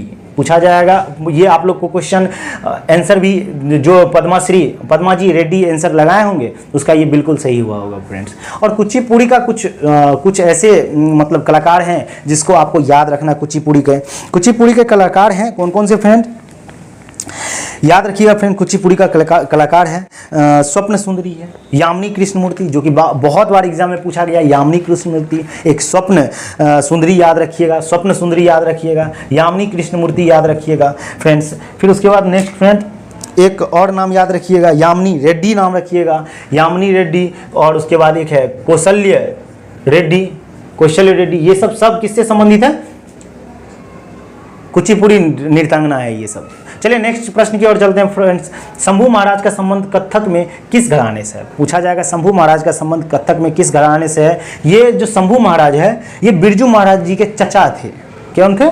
चचा थे, जो कि वो लखनऊ घराने से संबंधित है। पूछा जाएगा शंभू महाराज किस घराने से फ्रेंड्स? लखनऊ घराने से संबंधित है। जो भी फ्रेंड्स लखनऊ घराने मारे होंगे उसका बिल्कुल सही हुआ होगा फ्रेंड्स। नेक्स्ट चलते हैं फ्रेंड्स नेक्स्ट प्रश्न की ओर। उसके साथ साथ कुछ लखनऊ घराने के अन्य आदमी को भी जान जाइए आप फ्रेंड्स। एक था विदादीन महाराज था, एक आप कालका प्रसाद का नाम सुने होंगे, कालका प्रसाद भी ये किससे था? लखनऊ घराने से था। फिर आपने एक इसका नाम सुने होंगे अच्छन महाराज और लक्ष्य महाराज, ये सब किससे था? ये सब था सब लखनऊ घराने से। याद कर लीजिए, घराने वाले पूछा जाता है। मेवात घराने से पिछले मतलब फर्स्ट शिफ्ट में 1 सितंबर को मेवात घराने का पूछा गया था, इसीलिए घराने वाला जितना क्वेश्चन होगा सबको याद कर लीजिएगा फ्रेंड्स। नेक्स्ट चलिए चलते हैं नेक्स्ट प्रश्न की ओर चलते हैं। निम्नलिखित में से कौन सा राजनीति निर्देशक सिद्धांत के अंतर्गत वर्गीकृत नहीं किया जाता है? अच्छा एक चीज बताइए, नीति निर्देशक सिद्धांतों के अंतर्गत वर्गीकरण को नहीं किया जाता। जो भी फ्रेंड्स ऑप्शन के अनुसार पहले बता रहे हैं, जो भी फ्रेंड्स सत्तावादी मारे होंगे उसका आंसर बिल्कुल सही होगा। और उसके साथ साथ अगर बता दें नीति निर्देशक सिद्धांत का अंतर्गत वर्गीकरण, पहले समझ जाइए। हम लोग को पता है कि नीति निर्देशक सिद्धांत भाग 4 में है और कहां से कहां तक अनुच्छेद में? अनुच्छेद 36 से लेकर अनुच्छेद 51 तक। इसको अगर वर्गीकृत किया गया तो नीति निर्देशक तत्व को 3 टाइप में वर्गीकृत किया गया। वर्गीकृत सिर्फ बोल रहे हैं फ्रेंड्स, 3 टाइप में वर्गीकृत। कौन कौन? एक समाजवाद, एक गांधीवाद और तीसरा एक उदारवाद। मतलब वर्गीकृत पूछा जाएगा तो 3 टाइप में, समाजवाद और दूसरा क्या हुआ? गांधीवाद, तीसरा उदारवाद। अगर आपसे पूछा गया था अंतर्गत वर्गीकरण, तो अंतर्गत वर्गीकरण में 5 एगो समाजवाद, एक समाजवाद है ही। अंतर्गत में कितना? समाजवाद, जो आर्थिक समाजवाद उसको कहा जाता है, आर्थिक समाजवादी। फिर तो दूसरा कहेगा राजनीतिक और प्रशासनिक, कानून और न्याय और कानून नॉर्मल। फिर से सुनिए ध्यान से, आंतरिक वर्गीकरण को 5 टाइप में डिवाइड किया। कितना टाइप में? 5 टाइप में। पहला अगर आपसे पूछा जाएगा तो पहला आपका होगा कौन चीज? आर्थिक समाजवाद। दूसरा आपसे पूछा जाएगा तो याद रखिएगा वो होगा कौन चीज? राजनीतिक और प्रशासनिक, न्याय और कानून। तीसरा पर्यावरण। चौथा आपको बोला जाएगा तो स्मारक की सुरक्षा करना। और 5वां बोला जाएगा तो कि शांति और सुरक्षा स्थापित करना। ये आंतरिक, याद रखिए आंतरिक वर्गीकरण है किसका? नीति निर्देशक सिद्धांत का। इतना चीज आपको याद रखना है। जो भी फ्रेंड सत्तावादी मारे होंगे उसका सही यहाँ पे नहीं लगा हुआ है, इसीलिए याद रखिए इस सब में से ये सत्तावादी नहीं है, इसीलिए सत्तावादी आंसर सही होगा। नेक्स्ट प्रश्न की ओर चलते हैं फ्रेंड्स। अरब सागर किस महासागर का विस्तार है? अरब सागर किस महासागर का विस्तार है? तो याद रखिएगा इसका फ्रेंड, जिसने भी हिंद महासागर मारे होंगे वो बिल्कुल सही मारे होंगे। अब थोड़ा सी महासागर पे बात कर लेते हैं फ्रेंड्स। महासागर हम लोग को पता है कि 5 महासागर है। इसको ऑर्डर में करते हैं, सबसे बड़ा, फिर उससे छोटा, फिर उससे छोटा, इस ऐसे जानते हैं। महासागर अगर सबसे बड़ा पूछा जाए तो कौन कहिएगा? प्रशांत महासागर। उसके बाद पूछा जाए तो अंटार्कटिका महासागर। फिर अगर उसके बाद पूछा जाएगा तो हमारा हिंद महासागर। फिर उसके बाद पूछा जाएगा तो फ्रेंड दक्षिण महासागर। फिर उसके बाद फ्रेंड पूछा जाएगा तो लास्ट आपका हो जाएगा कौन सा? आर्कटिक महासागर। याद रखिएगा 5 महासागर है। कौन कौन? पहला प्रशांत महासागर, दूसरा अंटार्कटिक महासागर, तीसरा हिंद महासागर, चौथा दक्षिण महासागर और 5वां आर्कटिक महासागर। ये 5 महासागर है। और जो भी फ्रेंड्स हिंद महासागर आंसर मारे होंगे उसका बिल्कुल सही हुआ होगा। नेक्स्ट प्रश्न की ओर चलते हैं फ्रेंड।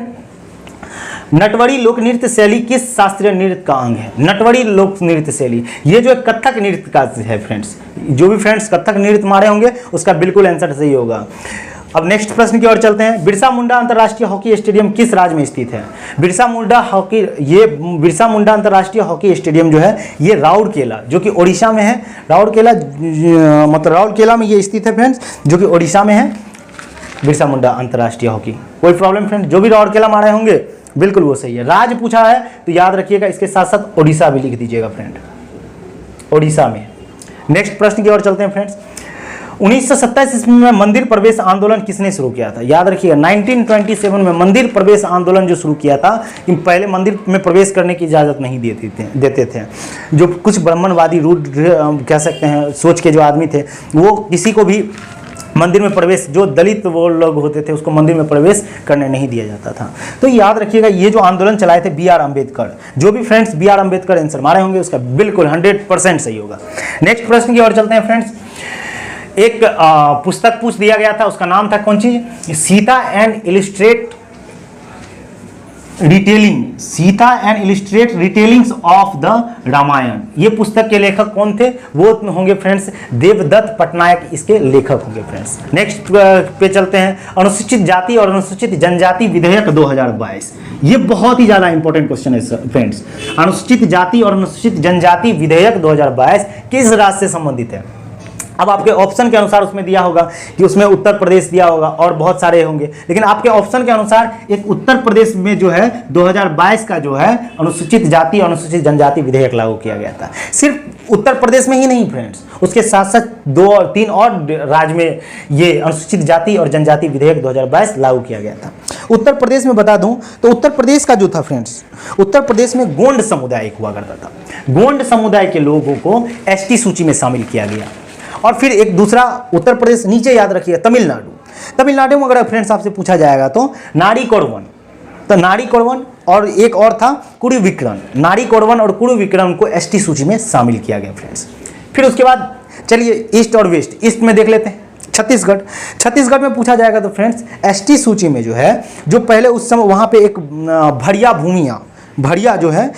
भूमिया जनजाति वहाँ पे रहता था, उसको क्या किया, देवनागरी लिपि के अन्य समानार्थक शब्द, मतलब एक ही जैसा समानार्थक सेम शब्द को वहाँ पे लागू किया गया, शब्द को जोड़ा गया उसके साथ। और फिर कर्नाटक एक था, कर्नाटक में एसटी सूची में काडू कुड़पा जो वहाँ के जनजाति हुआ करते थे, उसके पर्याय में, उसके बदले में वहाँ पे बेट्टा कुड़पा नामित किया गया एसटी सूची में फ्रेंड्स। चलिए फ्रेंड्स नेक्स्ट प्रश्न की ओर चलते हैं। नेक्स्ट प्रश्न आपका क्या है फ्रेंड्स? बौद्ध धर्म से संबंधित सबसे पुराना स्तूप कौन सी है? फ्रेंड्स आपको पता है बौद्ध धर्म में जो भी फ्रेंड्स सांची का स्तूप मारेंगे उसका बिल्कुल 100% सही है फ्रेंड्स, कि बौद्ध धर्म में सबसे संबंधित सबसे पुराना जो स्तूप पूछा जाएगा सांची का स्तूप है। अगर आपसे प्रश्न पूछ दिया जाए कि सांची का स्तूप कहाँ स्थित है तो आप लोग को बोलना है कहाँ स्थित है, मध्य प्रदेश में स्थित है। और इस सांची का स्तूप को बनवाया किसने था? 3री शताब्दी में अशोक के द्वारा सांची का स्तूप को बनवाया गया था फ्रेंड्स। नेक्स्ट प्रश्न की ओर चलते हैं फ्रेंड्स। लिखा हुआ है का साद मस्ती, ये अलग अलग है फ्रेंड्स, याद रखिए। का साद मस्ती या इसी को कहा जाता है विजय उत्सव, मणिपुर के किस जनजाति ने के द्वारा मनाया जाता है? ये का साद मस्ती जो है इसको विजय उत्सव, मणिपुर विजय उत्सव भी कहा जाता है। ये इसमें कह रहा है कि मणिपुर के किस जनजाति के द्वारा मनाया जाता है। फ्रेंड्स आप लोग जिसने भी खासी समुदाय माने होंगे आंसर, बिल्कुल उसका आंसर सही होगा। तो ये जो है विजय उत्सव जो है खासी समुदाय के द्वारा मनाया जाता है फ्रेंड्स। नेक्स्ट प्रश्न की ओर चलते हैं फ्रेंड्स। पंडित रविशंकर कौन सा वाद्य यंत्र बजाते थे? फ्रेंड्स वाद्य यंत्र से एक न एक क्वेश्चन पूछा ही जा रहा है, ये किस वाद्य यंत्र से था, ये किस वाद्य यंत्र से था थे। इसीलिए एक वाद्य यंत्र का आप लोग को पीडीएफ हम टेलीग्राम पे आप लोग को अपलोड कर दिया जाएगा। आप लोग जो भी फ्रेंड्स नए हो वो टेलीग्राम जाके जरूर ज्वाइन कर ले। टेलीग्राम पे ये वाद्य यंत्र से रिलेटेड जितने भी प्रश्न हैं वो सब आपको वहां पे एक पीडीएफ के फॉर्म में या एक स्क्रीनशॉट के फॉर्म में आपको वहां पे अपलोड कर दिया जाएगा। अभी फिलहाल बस इतना जानिए, पंडित रविशंकर जो थे वो सितार वादक थे, सितार वाद्य यंत्र थे, वाद्य यंत्र बजाते थे। पंडित रविशंकर कौन सा चीज बजाते थे फ्रेंड? सितार बजाते। जो भी फ्रेंड सितार मानेंगे उसका 100% सही है।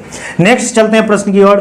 पुरुष हेड बॉल में बॉल का भार कितना होता है? पुरुष का जो हेड बॉल होता है उसमें बॉल का जो भार होता है वो कितना होता है फ्रेंड्स? 425 से 775 ग्राम का होता है। याद रखिए, पुरुष हेड बॉल मतलब बॉल सबका भी भार पूछा जा रहा है फ्रेंड्स, समझ सकते हैं। ये इजी टू मॉडरेट क्वेश्चन पूछा जा रहा है फ्रेंड्स। नेक्स्ट चलते हैं फ्रेंड्स।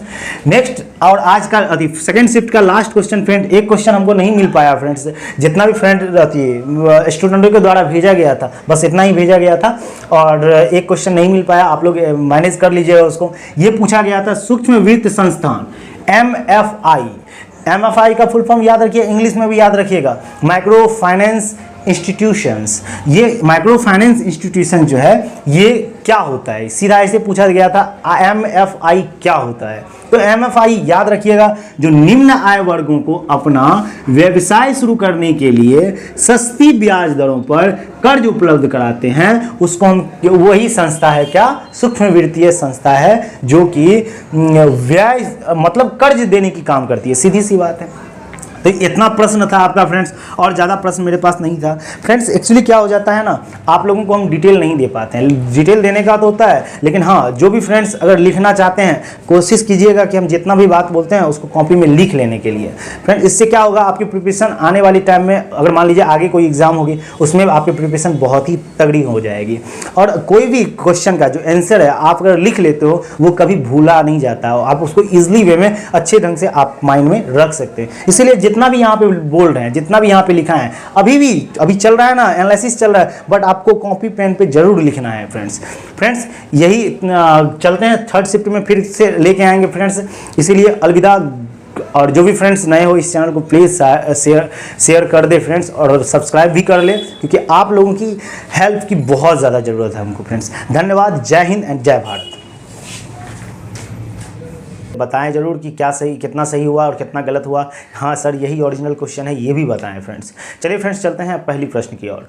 लिखा हुआ है ईरानी कप 2022-23 का भारत के किस राज्य में आयोजित किया गया था? पूछा जाएगा फ्रेंड्स, पूछा गया था ईरानी कप 2022-23 भारत के किस राज्य में आयोजित हुआ? ये मध्य प्रदेश में हुआ, जो कि कैप्टन रूप सिंह स्टेडियम है मध्य प्रदेश में, वहाँ पर आयोजित हुआ फ्रेंड्स। अगर बात बता दें इसमें विजेता की बात बता दें, रेस्ट ऑफ टीम विजेता रहा फ्रेंड्स। रेस्ट ऑफ इंडिया का टीम क्या हुआ? विजेता रहा, और उप विजेता के रूप में मध्य प्रदेश के ही टीम क्या हो रहे हैं? उप विजेता रहे फ्रेंड। सेकंड क्वेश्चन देखिए फ्रेंड, क्या पूछा गया था? सौरव गांगुली की आत्मकथा का क्या नाम है? सौरव गांगुली का आत्मकथा का नाम है friends a century is not enough. लिखा गया है friends a century of not enough, ये सौरव गांगुली की आत्मकथा है फ्रेंड्स। इसी के साथ साथ सभी के आत्मकथा को आप अच्छे से रिमेंबर रखिए। जैसे आपको पता होगा कि कुछ समय पहले हम इसका प्लेइंग इट्स माय वे, ये सचिन तेंदुलकर का पुस्तक था, आत्मकथा था। इसीलिए आप लोग क्या कीजिए, आत्मकथा फिर जितना भी टॉपिक बन रहा है, जितना भी पुस्तकें बन रही है, उस सभी को आप क्या कीजिए, एक बार रिवीजन करके निकल जाइए फ्रेंड्स। एग्जाम में जो भी पूछा जा रहा है इसी सबसे पूछा जा रहा है और बहुत ज़्यादा इंपॉर्टेंट होगा फ्रेंड। नेक्स्ट देखिए, नेक्स्ट प्रश्न की ओर चलते हैं फ्रेंड्स। 1857 के विद्रोह का नेतृत्व बिहार में किसने किया था? सीधी सी बात है, बिहार में पूछा जाएगा 1857 का नेतृत्व तो वीर कुंवर साहब किए हुए थे, कुंवर सिंह ने किया था 1800। और उसी से रिलेटेड फ्रेंड्स 1857 के विद्रोह का नेतृत्व। अब चलते हैं, बात करते हैं, थोड़ी सी बात 1857 पे कर लेते हैं फ्रेंड्स। सबसे पहले पूछ दिया जाएगा 1857 का सैनिक जो विद्रोह हुआ था ये कब स्टार्ट हुआ था? तो आप लोगों को फ्रेंड्स पता होना चाहिए 10 मई 1857 को सबसे पहला सैनिक विद्रोह मतलब 1857 का विद्रोह हुआ था, जो कि मेरठ से हुआ था। और इसमें नॉर्मल आपको पता है कि मंगल पांडे को क्या किया गया था? 8 मई को इसको फांसी दे दिया गया था, जो कि, और उसके साथ साथ अमरेंद्र को भी ग्वालियर में जाके फांसी दे दिया गया। इतना चीज़ आपको 1857 के बारे में पता रहना चाहिए फ्रेंड्स, क्योंकि पूछ रहा है 1857 से एक क्वेश्चन आ रही है फ्रेंड्स। नेक्स्ट फ्रेंड्स देखते हैं क्या फोर्थ क्वेश्चन आपका क्या आया हुआ था, नरेंद्र मोदी स्टेडियम किस राज्य में स्थित है, पूछा जाएगा नरेंद्र मोदी स्टेडियम किस राज्य में स्थित है। आप लोग को बहुत अच्छे से पता है नरेंद्र मोदी स्टेडियम कहाँ पे, गुजरात में स्थित है। गुजरात के किस जगह पे, अहमदाबाद में स्थित है फ्रेंड्स। और इसका जो नरेंद्र मोदी स्टेडियम नाम जो चेंज होकर पड़ा था फ्रेंड्स, ये पड़ा था नाम होके मतलब 2021 में ही पड़ा था नरेंद्र मोदी। और उसका डेट के साथ अगर बोला जाए तो 24 फरवरी 2021 को ये नरेंद्र मोदी स्टेडियम नाम पड़ा था फ्रेंड्स। पहले इसका नाम सरदार पटेल स्टेडियम था, समझे फ्रेंड्स, पहले इसका क्या नाम था, सरदार पटेल स्टेडियम नाम था, सरदार पटेल स्टेडियम। नेक्स्ट चलते हैं, नेक्स्ट प्रश्न की ओर चलते हैं, महाबोधि मंदिर किस राज्य में स्थित है। सीधी सी बात है, महाबोधि मंदिर अपने बिहार में गया में स्थित है फ्रेंड्स, इतना याद रखना है महाबोधि मंदिर का। फिर उसके बाद नेक्स्ट प्रश्न आया हुआ था आपका friends, long walk to freedom किसकी आत्मकथा है। लॉन्ग वॉक टू फ्रीडम किसकी आत्मकथा है, नेशनल मंडेला की आत्मकथा है। ये फ्रेंड्स पूछा गया था question, long walk to freedom किसकी आत्मकथा है, नेशनल मंडेला की बात करते है फ्रेंड्स। आपको बता दें इस ये पूछ सकता है आने वाले एग्जाम में, नेशनल मंडेला को भारत रत्न कब मिला था। 1990 ईस्वी को नेशनल मंडेला को भारत रत्न मिला था फ्रेंड्स। उसके 2 साल के बाद 1992 ईस्वी में पाकिस्तान का सर्वोच्च सम्मान इसको मिला था। पाकिस्तान का सर्वोच्च सम्मान इसको मिला था, क्या था पाकिस्तान का, निशान ए पाकिस्तान, पाकिस्तान का सर्वोच्च सम्मान नेशनल मंडेला को मिला था 1992 में। फिर उसके 1 साल के बाद 1993 में शांति का नोबेल पुरस्कार नेशनल मंडेला को मिला था फ्रेंड्स। ये भी आपको याद रखनी है फ्रेंड्स। नेक्स्ट प्रश्न की ओर चलते हैं फ्रेंड्स, 2011 की जनगणना, 2011 की जनगणना से बहुत ज़्यादा पूछा जा रहा है, इसीलिए 2011 की जनगणना को आप बहुत अच्छे से पढ़ के जाइएगा। आई होप कि ये क्वेश्चन वहाँ पे आपका 2011 जनगणना से रहेगा ही रहेगा। 2011 की जनगणना के अनुसार सबसे कम लिंगानुपात वाला राज्य या केंद्र शासित प्रदेश, दोनों पूछ दिया गया, राज्य या केंद्र शासित प्रदेश ऑप्शन में दिया हुआ था, कौन सा है तो पूछा जाएगा। अगर राज्य में तो सबसे ज़्यादा लिंगानुपात तो आपको पूछा जाए, सिर्फ राज्य पूछा जाता तो केरल मारते, लेकिन यहाँ पे या केंद्र शासित प्रदेश आप लिखा है तो ये इसका आंसर होगा ऑप्शन के अनुसार दमन एंड द्वीप फ्रेंड्स। दमन एंड द्वीप केंद्र शासित प्रदेश है, जो कि सबसे कम लिंगानुपात दमन एंड द्वीप में कितना है फ्रेंड्स, 1000 पुरुषों पे 618 महिलाएं हैं। नेक्स्ट प्रश्न की ओर चलते हैं, किसने अश्व शक्ति का प्रतिपादन किया था। अश्व शक्ति का किसने प्रतिपादन किया था फ्रेंड्स, जेम्स वाट ने किया था। और ये स्कॉटलैंड के इंजीनियर थे जेम्स वाट, इन्होंने ही अश्व शक्ति का प्रतिपादन किया था। नेक्स्ट प्रश्न की ओर चलते हैं फ्रेंड्स, 42वां संविधान संशोधन किस वर्ष हुआ था, ये भी पूछा गया था। एक तो 42वां संविधान संशोधन, उसके इर्द गिर्द मौलिक अधिकार, मौलिक कर्तव्य, नीति निर्देशक सिद्धांत, इस सबसे क्वेश्चन पूछा जा रहा है फ्रेंड्स। और आप लोग कमेंट करके जरूर बताइएगा किसका कितना सही हुआ, किसका कितना गलत हुआ फ्रेंड्स। चलिए फ्रेंड्स चलते हैं, 42वां संविधान संशोधन किस वर्ष हुआ था। 42वां संविधान संशोधन फ्रेंड्स 1976 ईस्वी में हुआ था फ्रेंड्स, इतना याद रखना है 42वां संविधान संशोधन। और उससे रिलेटेड कुछ और इंपॉर्टेंट पॉइंट याद रखिएगा। 42वां संविधान संशोधन किस समिति पे, स्वर्ण सिंह समिति पे हुआ, की सिफारिश पे 42वां संविधान संशोधन। और 42वें संविधान संशोधन को ही लघु संविधान के नाम से भी जाना जाता है फ्रेंड्स। और बहुत सारे इसमें हुए थे, जैसे प्रस्तावना में 3 शब्द चेंज हुए थे, इसीलिए 42वां संविधान संशोधन को अच्छे से आप क्या कीजिएगा, देख लीजिएगा, उसके बाद जाइएगा फ्रेंड। नेक्स्ट प्रश्न देखिए क्या लिखा हुआ है, जगन्नाथ मेला कहाँ मनाया जाता है फ्रेंड्स, अलवर में मनाया जाता है। जगन्नाथ मेला कहाँ मनाया जाता है फ्रेंड्स, अलवर में मनाया जाता है, जो कि राजस्थान, ऑप्शन के अनुसार अलवर मारिएगा फ्रेंड्स। देखिए एक तो हम लोग जानते हैं जगन्नाथ मंदिर कहाँ पे, पुरी में, उड़ीसा में है, तो वहाँ भी जगन्नाथ मनाया जाता है, लेकिन ऑप्शन के अनुसार आपका दिया हुआ था अलवर राजस्थान। ये आपका करेक्ट आंसर होगा कि जगन्नाथ मेला अलवर में भी मनाया जाता है फ्रेंड्स। नेक्स्ट प्रश्न की ओर चलते हैं फ्रेंड्स, किस शास्त्रीय नृत्य को जादूगरनी का नृत्य कहा जाता है फ्रेंड्स, किस शास्त्रीय नृत्य को जादूगरनी का नृत्य कहा जाता है, वो मोहिनी अट्टम को जादूगरनी नृत्य कहा जाता है। आपको पता है शास्त्रीय नृत्य की संख्या कितनी है, टोटल 8 है शास्त्रीय नृत्य की संख्या फ्रेंड्स। नेक्स्ट चलते हैं नेक्स्ट प्रश्न की ओर, कौन सा नृत्य डांडरी नृत्य का हिस्सा है जो दिवाली के बाद गौंड जनजाति द्वारा मनाया जाता है। याद रखिएगा, फिर से क्वेश्चन सुनिए ध्यान से फ्रेंड्स, कौन सा नृत्य डांडरी नृत्य का हिस्सा है जो दिवाली के बाद गौंड जनजाति द्वारा मनाया जाता है। ये प्रश्न पूछा गया था, याद रखिएगा, गौंड जनजाति के द्वारा गुसाडी एक पर्व होता है, त्यौहार होता है, जो कि दिवाली के बाद गौंड जनजाति के द्वारा मनाया जाता है फ्रेंड्स। और नेक्स्ट प्रश्न की ओर चलते हैं फ्रेंड, किस नृत्य इतिहासकार को 2019 में सत्रिया नृत्य को लोकप्रिय बनाने के लिए असम सरकार द्वारा माधव देश पुरस्कार से सम्मानित किया गया था। फिर से सुन लीजिए फ्रेंड्स, क्या पूछा गया प्रश्न आपकी, किस नृत्य इतिहासकार को 2019 में सत्रिया नृत्य को लोकप्रिय बनाने के लिए असम सरकार के द्वारा मध्य माधव देश पुरस्कार से सम्मानित किया गया? उसका नाम है फ्रेंड्स डॉक्टर सुनील कोठारी है, जिसको माधव देश पुरस्कार से सम्मानित किया गया। जो भी फ्रेंड सुनील कोठारी को मारे होंगे उसका आंसर बिल्कुल सही होगा फ्रेंड्स। नेक्स्ट प्रश्न की ओर चलते हैं। 2023 ISF वर्ल्ड कप, याद रखिए 2023 ISF वर्ल्ड कप में भारत कितने गोल्ड मेडल जीते? गोल्ड मेडल की जहां तक बात करें तो ISF वर्ल्ड कप में भारत ने 7 गोल्ड मेडल जीते। जो भी फ्रेंड 7 गोल्ड मेडल मारे होंगे उसका सही होगा। अब कुछ जान लेते हैं ISF के वर्ल्ड कप के बारे में। भारत का रैंक इसमें चौथा रहा फ्रेंड्स। टोटल भारत ने इसमें पदक जीता था, 23 पदक जीता था। और इसमें ISF में दो खेल, जैसे एक सीनियर वाला होता है, एक जूनियर वाला होता है। सीनियर में भारत का चौथा रैंक था, लेकिन जूनियर वाले में भारत का रैंक दूसरा था। अब देख लेते हैं सीनियर का जो मैच हुआ था फ्रेंड्स, उसमें तो भारत का चौथा रैंक, लेकिन फर्स्ट रैंक पे कौन रहा? चीन रहा। इसको भी याद रखना है फ्रेंड्स। और सेकेंड वाला में चीन फर्स्ट पे रहा, दूसरे नंबर पे भारत रहा जूनियर वाला में। इतना याद रखना है ISF वर्ल्ड कप के बारे में फ्रेंड्स।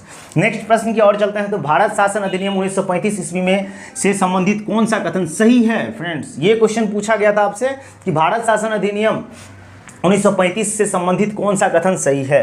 तो याद रखिएगा, उसमें दिया हुआ था बहुत सारा ऑप्शन, तो इसका सटीक नहीं आ पाया मेरे पास फ्रेंड्स, लेकिन कुछ 1935 के बारे में आप लोग को इतना चीज़ याद रखना है। 1935 ईस्वी स्वीकार किया गया था, ये 24 जुलाई 1935 ईस्वी को ये स्वीकार कर लिया गया था, ये भारत शासन अधिनियम 1935 को। फिर लागू जब ये पूरी तरीके से लागू हो गया इंडिया में 1 अप्रैल 1937 ईस्वी को ये पूरी तरीके से लागू हो गया। इसके रिलेटेड एक और आप याद रखिएगा, जो प्रांत में जो द्वैत शासन था उसको समाप्त कर दिया गया और केंद्र में द्वैत शासन लगा दिया गया फ्रेंड्स। ये 1935 अधिनियम के अंतर्गत आता है फ्रेंड्स।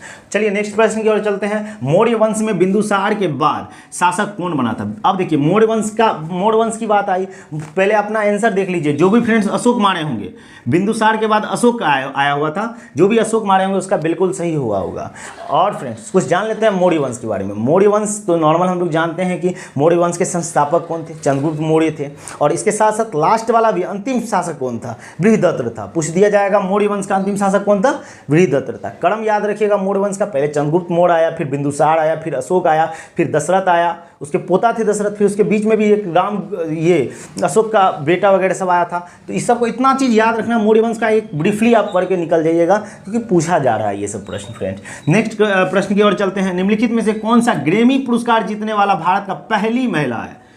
फ्रेंड्स ये पूछा गया था, ग्रैमी पुरस्कार जीतने वाली भारत की पहली महिला, जो कि 2008 में ही इसको दिया गया था ग्रैमी पुरस्कार। याद रखिए तन्वी शाह को ग्रैमी पुरस्कार मिला है, जो भारत की पहली महिला है, जो कि तमिलनाडु राज्य से स्थित है। अब आपसे पूछा जाएगा कि ग्रैमी पुरस्कार भारत में पहला व्यक्ति ऐसा कौन था जिसको ग्रैमी पुरस्कार मिला? तो याद रखिए रविशंकर शास्त्री को ग्रैमी पुरस्कार से सम्मानित किया गया था फ्रेंड्स। नेक्स्ट क्वेश्चन की ओर चलते हैं फ्रेंड्स।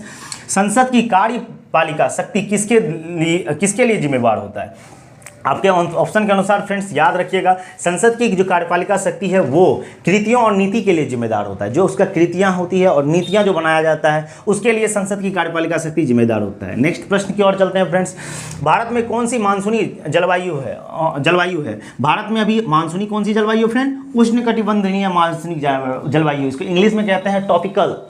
ठीक ना फ्रेंड्स, टॉपिकल यहाँ पे कैसी जलवायु है? टॉपिकल क्लाइमेट है यहाँ फ्रेंड्स। नेक्स्ट चलते हैं फ्रेंड्स। नेक्स्ट ही और केरल के मानसून वर्षा को क्या कहते हैं? केरल में जो मानसून वर्षा होता है उसको क्या कहते हैं? केरल में जो मानसून वर्षा होता है उसे अम्र वर्षा के नाम से जाना जाता है फ्रेंड्स। ये जो सही मार के आएंगे उसका बिल्कुल सही होगा। अब एक क्वेश्चन आया था फ्रेंड्स ट्राइसेम से। देखिए ट्राइसेम प्रोग्राम की शुरुआत कब हुई थी? ये ऐसा क्वेश्चन पूछ दिया गया था। ट्राइसेम का पहले फुल फॉर्म जान लीजिए। ट्राइसेम का फुल फॉर्म होता है क्या चीज़? Training to rural youth for self employment. याद रखिए training to rural youth for self employment इसके फुल फॉर्म होता है। और ये जो है शुरुआत किया गया था 15 अगस्त 1989 ईस्वी को। 15 अगस्त 1989 ईस्वी को 79 ईस्वी को 15 अगस्त 1979 को ये ट्राइसम प्रोग्राम लागू किया गया था। इसके अंतर्गत क्या होता था ना, 1835 वर्ष के जो युवा थे उसको BPL जो धारी थे उसको रोजगार प्रदान करना, उसको सेल्फ एम्प्लॉय करना। चलिए फ्रेंड्स नेक्स्ट प्रश्न की ओर चलते हैं। ये पूछा गया था फ्रेंड्स स्वयं सहायक बैंक लिंकेज कार्यक्रम। स्वयं सहायक बैंक लिंकेज कार्यक्रम किसके द्वारा शुरू किया गया था? फ्रेंड्स आपको बता दूं स्वयं सहायक बैंक लिंकेज कार्यक्रम जो है ये नबार्ड के द्वारा शुरू किया गया था। उससे रिलेटेड कुछ इतना ये पॉइंट याद रखिएगा। स्वयं सहायक जो बैंक है इसकी स्थापना नॉर्मल स्वयं सहायक बैंक की फ्रेंड्स स्थापना की बात करते हैं हाँ, स्वयं सहायक बैंक की स्थापना की बात करते हैं फ्रेंड्स, ये 1990 ईस्वी में हुआ था। स्वयं सहायक बैंक की स्थापना 1992 ईस्वी में, 1992 ईस्वी में स्वयं सहायक बैंक की स्थापना हुआ था फ्रेंड्स। और इसी के साथ साथ आप नाबार्ड भी याद रखिएगा, नाबार्ड का जो हुआ था 12 जुलाई 1982 ईस्वी को, 1982 को नाबार्ड का स्थापना हुआ था। और स्वयं सहायक बैंक के लिंकेज का कार्यक्रम किसके द्वारा शुरू हुआ था? नाबार्ड के द्वारा ही शुरू हुआ था फ्रेंड्स। नेक्स्ट प्रश्न की ओर चलते हैं। मुख्यमंत्री सीखो कमाओ योजना, मुख्यमंत्री सीखो कमाओ योजना किस राज्य के द्वारा लागू किया गया है? ये क्वेश्चन पूछ सकता है आगे आने वाले एग्जाम में भी। और देख लीजिए रिपीट हो रहा है कि नहीं हो रहा है एग्जाम में। रिपीट होगा ही होगा, 100% रिपीट होगा।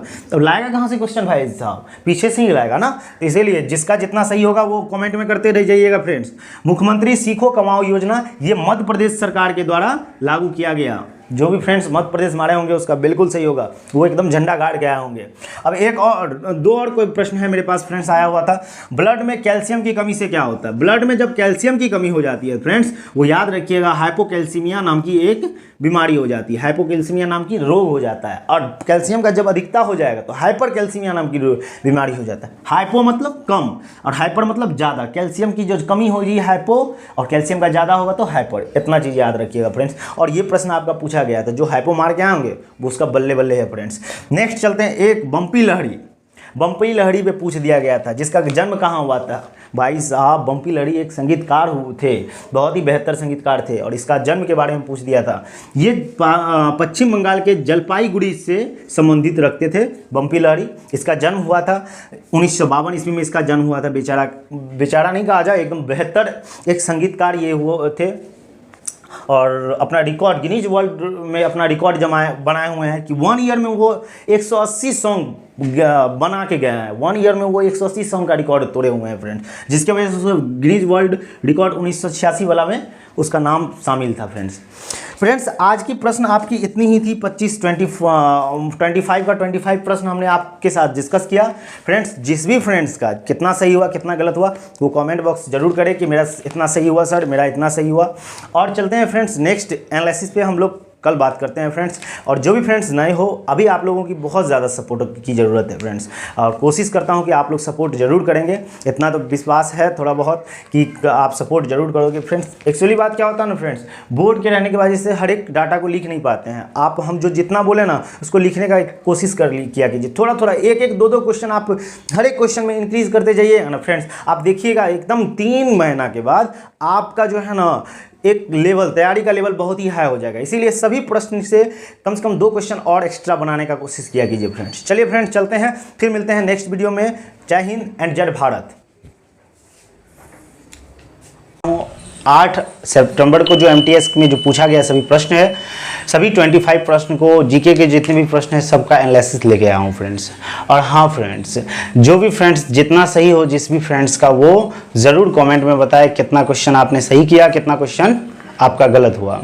चलिए फ्रेंड्स चलते हैं आज के पहले प्रश्न की ओर। ये 8 सितंबर का फर्स्ट शिफ्ट का जितना भी क्वेश्चन है वो है फ्रेंड्स। चलिए चलते हैं फ्रेंड्स। भारत में ड्रीम महोत्सव किस राज्य में मनाया जाता है? ड्रीम महोत्सव पूछा गया था फ्रेंड्स आप लोगों से। ड्रीम महोत्सव किस राज्य में मनाया जाता है? ये ड्रीम महोत्सव फ्रेंड्स अरुणाचल प्रदेश में मनाया जाता है। तो ये जो इसने अरुणाचल प्रदेश मारा होगा उसका 100% सही हुआ होगा फ्रेंड्स। नेक्स्ट चलते हैं। अनसुटेबल बॉय पुस्तक के लेखक कौन है? लेखक कौन है इसका? देखिए फ्रेंड्स याद रखिएगा, अनसुटेबल बॉय पुस्तक के लेखक कौन है? तो अनसुटेबल अनसुटेबल्स बॉय जो पुस्तक के लेखक है वो हैं करण जौहर साहब हैं, करण जौहर है। और वहीं पे फ्रेंड्स पूछ देगा असुटेबल बॉय तो वो विक्रम सेठ हो जाएगा। और उसके साथ साथ असुटेबल गर्ल भी विक्रम सेठ का ही है। ये इसमें क्वेश्चन पूछा गया था एन अनसुटेबल बॉय, तो इसका जो भी मारे होंगे करण जौहर उसका बिल्कुल सही होगा आंसर फ्रेंड्स। नेक्स्ट चलते हैं। द जोया फैक्टर उपन्यास किसके द्वारा लिखा गया था? द जोया फैक्टर उपन्यास किसके द्वारा लिखा गया था? फ्रेंड ये अनुजा चौहान के द्वारा लिखा गया था। तो ध्यान से फ्रेंड्स, जो जोया फैक्टर उपन्यास था वो अनुजा चौहान के द्वारा लिखा गया था। पशुपतिनाथ मंदिर स्थित है फ्रेंड्स। पशुपतिनाथ भोले बाबा का ये मंदिर है, ये कहाँ स्थित है ये पूछा गया था फ्रेंड्स। ये नेपाल की राजधानी काठमांडू में स्थित है फ्रेंड्स। और ये बागमती नदी के किनारे पशुपतिनाथ मंदिर स्थित है, समझे फ्रेंड्स। नेक्स्ट चलिए चलते हैं फ्रेंड्स। और इस पशुपतिनाथ का बारे में कुछ जान जाइए। इसे सोमदेव राजवंश के द्वारा बनाया गया था और उसका जो बनाया था उसको पशु प्रेक्ष कहा जाता था। सोमदेव राजवंश के द्वारा बनाया गया था और किसने बनाया था? पशु प्रक्षेप ने बनाया था। नेक्स्ट चलिए फ्रेंड, नेक्स्ट चलते हैं। पहला जनजातीय खेल महोत्सव किस वर्ष आयोजित किया गया? पहला जनजातीय खेल महोत्सव किस वर्ष आयोजित किया गया था? ये पूछा गया था फ्रेंड्स। ये किया गया था 2023 में 9 जून से 12 जून के बीच में किया गया था। 2023 में ही किया गया था, पहला जनजातीय खेल महोत्सव किया गया था। इसमें बहुत सारे लिस्ट भी निकले हुए थे फ्रेंड्स। ये मध्य प्रदेश में हुआ, मध्य ओडिशा में हुआ था, भुवनेश्वर में। कौन सा? कलंगार इंस्टीट्यूट ऑफ सोशल साइंस, इसी में इसका क्या हुआ था? आयोजन हुआ था पहला जनजाति का फ्रेंड्स। और इसमें बहुत सारा था। ओवरऑल इवेंट में सबसे विजेता वाला रहा वो झारखंड रहा, उपविजेता में फ्रेंड्स कर्नाटक रहा इसी जनजातीय खेल में। इसको भी याद रखना है फ्रेंड्स। चलिए नेक्स्ट प्रश्न की ओर चलते हैं। जानकी प्रसाद किस घराने से थे? भाई साहब घराने से एक न एक क्वेश्चन पूछ ही रहा है। जानकी प्रसाद पूछा जाएगा तो किस घराने से थे फ्रेंड्स? जानकी प्रसाद बनारस घराने से थे। आपको बनारस घराने का कुछ इंपॉर्टेंट आपको याद रखना पड़ेगा। पंडित बड़े रामदास ये भी जानकी घराने से थे। पंडित छोटे रामदास ये भी जानकी घराने से बनारस घराने से थे। समझ गए फ्रेंड्स? और उसके साथ साथ कौन कौन? पंडित महादेव प्रसाद मिश्र ये भी बनारस घराने से थे फ्रेंड्स। उसके बाद फ्रेंड्स और आपको बहुत सारे घराने याद रखने हैं, जैसे में बनारस घराने हैं, लखनऊ घराने हैं, किराना घराना है, मेवाती घराना है, ग्वालियर घराना है, पटियाला घराना है। इस सब को एक बार देख के जाइएगा फ्रेंड्स, इस सब से क्वेश्चन पूछा जा रहा है, ठीक ना। नेक्स्ट प्रश्न की ओर चलते हैं फ्रेंड्स। सांची स्तूप का निर्माण किसने करवाया था? सांची स्तूप का निर्माण अशोक ने करवाया था और ये 3री शताब्दी में ही करवाया था। और सांची का स्तूप है कहाँ फ्रेंड्स? ये मध्य प्रदेश में है। इतना चीज आपको याद रखना है। जो सांची के स्तूप में सम्राट अशोक मारे होंगे उसका बिल्कुल सही हुआ होगा। फ्रेंड नेक्स्ट चलते हैं। संगीत नाटक अकादमी पुरस्कार। देखिए ये क्वेश्चन पता नहीं क्या इसको MTS को हो गया है, ये क्वेश्चन पूछे ही जा रहा है। हर एक शिफ्ट में एक न एक पूछा जा रहा है, क्योंकि बहुत सारा नृत्य है, सभी में कुछ ना कुछ सभी को क्या दिया गया है? संगीत नाटक अकादमी पुरस्कार दिया गया है। नृत्य है, गायन शैली है और वाद्य यंत्र वगैरह सब पे भी दिया गया है साहित्य नाटक अकादमी अवार्ड। तो फ्रेंड्स इसमें पूछा गया था संगीत नाटक अकादमी अवार्ड 2023 में किसे नहीं मिला है? नहीं मिला है फ्रेंड्स, ये पूछा गया था आपसे। तो नहीं मिला है, उसमें ऑप्शन एक दिया हुआ था मीरा को नहीं मिला। बाकी आप सुन लीजिए, कुछ नृत्य के बारे में हम लिखे हैं। जैसे छाऊ नृत्य में मिला है किसको? भुवन कुमार को मिला है। कथक में मिला है किसको? समा भट्ट को मिला है। कथकली में किसको मिला है फ्रेंड्स? IR पिल्लई को मिला है। कुचिपुड़ी में किसको मिला है फ्रेंड्स? एन शैलजा को मिला है। ये सब याद रखना है। मोहिनीअट्टम को भी याद रखना है। नीमा प्रसाद को मिला है ये मोहिनीअट्टम में। इतना चीज दो चार को याद रखिएगा फ्रेंड्स, और इजी रहेगा संगीत नाटक अकादमी को आप सिलेक्ट करने में फ्रेंड्स। नेक्स्ट चलिए चलते हैं फ्रेंड। दांडी मार्च किस आंदोलन के दौरान हुआ था? आपको पता है ना दांडी मार्च कब हुआ था? तो दांडी मार्च जो हुआ था सविनय अवज्ञा आंदोलन के दौरान हुआ था। सविनय अवज्ञा आंदोलन के दौरान क्या हुआ था फ्रेंड्स? दांडी मार्च हुआ था। उसके साथ ही साथ फ्रेंड्स और याद रखिएगा कब हुआ था दांडी मार्च? 12 मार्च। कहाँ गया? यहाँ 12 मार्च कब हुआ था फ्रेंड्स? 12 मार्च 1930 ईस्वी को दांडी मार्च हुआ था। 24 दिन का ये मार्च था। फिर 5 अप्रैल को क्या किया था? ये 5 अप्रैल 1930 ईस्वी को स्थगित कर दिया गया, मतलब दांडी मार्च को खत्म कर दिया गया। 12 मार्च से 5 अप्रैल तक ये चला था। 24 दिन का ये दांडी मार्च चला था। और इस आंदोलन के दौरान किस आंदोलन का शुरुआत हुआ था? सविनय अवज्ञा आंदोलन का शुरुआत हुआ था। ये जो मारे होंगे सविनय अवज्ञा आंदोलन, उसका बिल्कुल सही हुआ होगा। नेक्स्ट प्रश्न की ओर चलते हैं। दक्षिण और उत्तर अमेरिका के पूर्व में कौन सा महासागर है? पूछा गया था फ्रेंड। दक्षिण अमेरिका, उत्तर अमेरिका और दक्षिण अमेरिका के पूर्व में कौन सा महासागर है? तो पूर्व में कौन सा महासागर है? अटलांटिक महासागर है। वहीं पे पश्चिम में पूछ देता है तो प्रशांत महासागर, वहीं पे उत्तर में पूछ देता है तो अटलांटिक महासागर। ये सब याद रखना है फ्रेंड्स। उत्तर में कैरिबियन सागर याद रखिएगा, इसमें दक्षिण और उत्तर अमेरिका में। आगे प्रश्न। पुरुष कबड्डी के ग्राउंड की लंबाई, ये पूछ दिया गया था। पुरुष कबड्डी की ग्राउंड की लंबाई, कौन कौन कबड्डी खेलते हैं? कमेंट में मैसेज कीजिए। जो कबड्डी खेलते हैं उससे पूछना है कि पुरुष कबड्डी के ग्राउंड की लंबाई कितनी होती है। आज हम आपको बता देते हैं। पुरुष कबड्डी के ग्राउंड की लंबाई 13 मीटर होती है लंबाई और चौड़ाई की बात करें तो 10 मीटर होती है। और महिला में अगर पूछा जाए, महिला कबड्डी के ग्राउंड की बात करें तो महिला में इससे घटा दीजिए, लंबाई 12 और चौड़ाई 8 मीटर का होता है। लंबाई 12 मीटर का, चौड़ाई 8 मीटर का महिला वाले में होता है। उसके बाद देखिए फ्रेंड, देखिए फिर से पूछ दिया फ्रेंड, दोबारा क्वेश्चन ये पूछा गया है, क्या चीज, गजलों के राजा किसे जाना जाता है? गजलों के राजा के नाम से किसे जाना जाता है? जगजीत सिंह को जाना जाता है गजलों के राजा के नाम से। फ्रेंड्स उस दिन हमने गलत बता दिया था, जगजीत सिंह जो था वो घर से निकलते ही कुछ देर चलते ही, ये उसका गाना नहीं था, पता नहीं मेरे माइंड में नहीं आया हुआ था, लेकिन वो उदय नारायण का गाना था, उदित नारायण का गाना था। और इसका गाना क्या था, जैसे इसके जगजीत सिंह एक बहुत ही गाना उसका फेवरेट था, मतलब बहुत ही ज़्यादा वायरल हुआ था, उसके बेटा का डेथ हो जाता है कार एक्सीडेंट में, तो वही वो गाना गाता था कि कोई चिट्ठी ना कोई संदेश, जाने वो कौन सा देश तुम चले गए। ये गाना था जगजीत सिंह का, गजल गाते थे और बेचारा बहुत ही मतलब वही बेटा के याद में ही ये गाना गाया हुआ था कि चिट्ठी ना कोई संदेश का, जाने वो कौन सा देश चले गए फ्रेंड्स। इसीलिए फ्रेंड्स ये गजल सम्राट के नाम से जगजीत सिंह को जाना जाता है। नेक्स्ट देखिए, नेक्स्ट क्या लिखा हो फ्रेंड्स, नेक्स्ट प्रश्न, ब्रह्म समाज की स्थापना किसने किया था? राजा राम मोहन राय ने किया था। ब्रह्म समाज की स्थापना किसने किया था फ्रेंड्स? राजा राम मोहन राय ने किया था। और इसी के साथ साथ कब किया गया था ये भी याद रखना है, तो 1829 में किया था ये, 1828 में याद रखिएगा नॉर्मल। और इसी के साथ साथ उससे पहले ही किया था आत्मीय सभा का, तो आत्मीय सभा का 1815 में, ये भी याद रखिएगा फ्रेंड्स, ये राजा राम मोहन राय के द्वारा ही किया गया था। फिर प्रश्न पूछ दिया है नेक्स्ट, निम्नलिखित में से कौन सा भारत का पश्चिमी तट का बंदरगाह था? अब आपके ऑप्शन के अनुसार दिया होगा कि कौन सा पश्चिमी तट का बंदरगाह है या नहीं है, तो मेरे पास फ्रेंड्स यही आया क्वेश्चन कि पश्चिमी तट का बंदरगाह है। तो आपको बता दे, पश्चिमी तट में 6 गो बंदरगाह है, ठीक ना, पश्चिमी तट में 6 गो बंदरगाह। ऊपर से चलिए गुजरात में, चलिए कांडला बंदरगाह है, उसके बाद आइए मुंबई में मुंबई बंदरगाह, फिर उसके नीचे जवाहरलाल नेहरू बंदरगाह, फिर उससे मरमागुआ बंदरगाह, फिर न्यू मंगलुरु बंदरगाह, फिर उसके बाद लास्ट में कोच्चि केरल में जो है। ये 6 गो बंदरगाह कहाँ है? पश्चिमी तट पे है। और पूर्वी तट पे भी फ्रेंड्स 6 गो बंदरगाह है पूर्वी तट पे। यहाँ देखिए फिगर में, यहाँ से पूछा जाएगा तो ये पश्चिमी तट का ये बंदरगाह हो जाएगा फ्रेंड्स, ये पश्चिमी तट का बंदरगाह हो गया, ये पूर्वी तट का बंदरगाह। पूर्वी तट में नीचे से चलिए, ये हो गया चेन्नई नॉर्मल, यहाँ पे चलिए तुतीकोरी हो गया, ये विशाखापट्टनम, प्रायद्वीप, पारादीप, उसके बाद कोलकाता, फिर उसके बाद एक हो गया एन्नोर। ये पूर्वी तट का है, लेकिन पश्चिमी तट का आपसे पूछा गया था, इसमें से पश्चिमी तट का कौन सा बंदरगाह है? तो ये कांडला, मुंबई, जवाहरलाल नेहरू, फिर उसके बाद जवाहरलाल नेहरू, मरमागुआ, न्यू मुगिनी, फिर उसके बाद कोच्चि, ये सब पश्चिमी तट के बंदरगाह हो गए। 6 गो पश्चिमी तट में बंदरगाह था फ्रेंड्स। नेक्स्ट प्रश्न की ओर चलते हैं।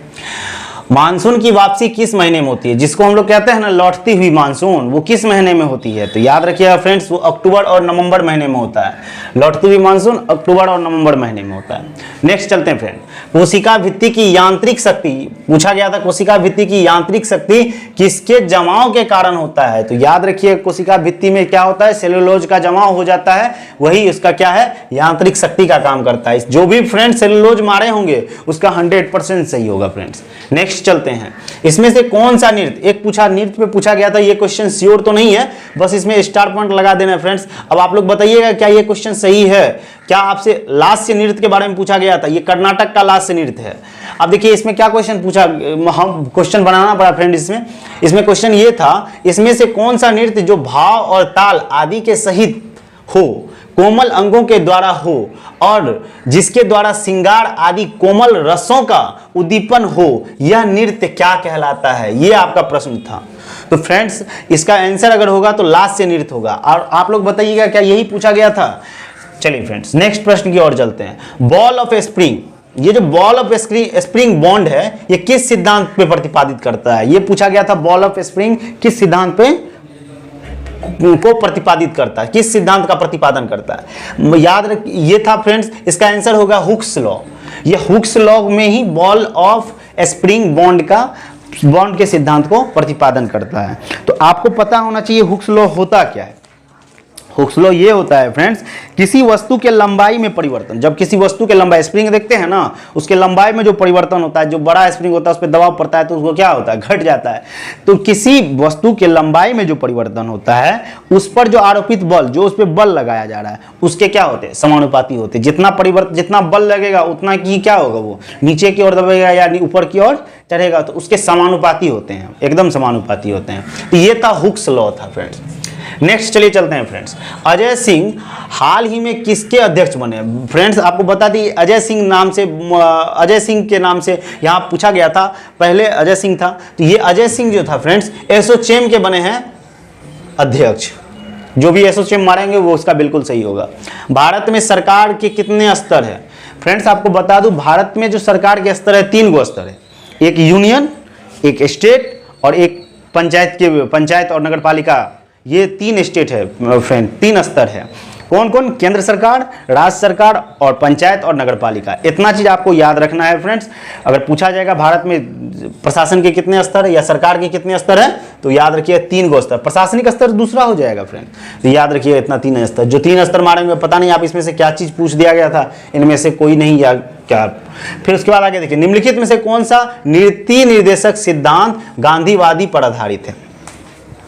फ्रेंड्स आप सभी को बताए हुए थे नीति निर्देशक सिद्धांत भाग 4 में है और ये अनुच्छेद 36 से लेकर 51 तक है।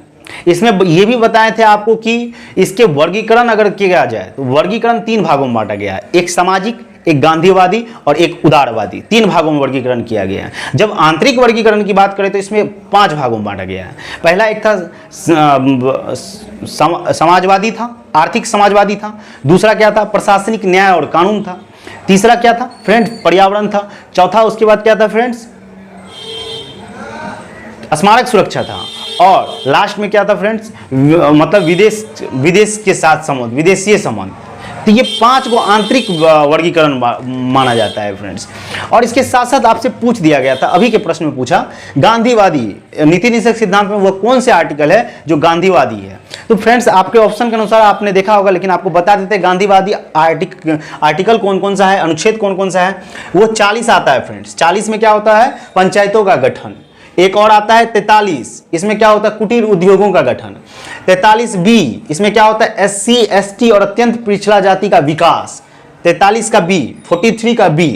फिर उसके बाद 47 का आ जाता है। 47 में फ्रेंड्स ये होता है नशे पे प्रतिबंध, नशे पे प्रतिबंध। और 48 में अगर फ्रेंड्स आपसे पूछा जाएगा तो गौ हत्या पे प्रतिबंध। मतलब ये सब जितने थे 40, 43, 43B, 47 और 48, ये सब गांधीवादी नीति निर्देशक सिद्धांत में आते हैं फ्रेंड्स।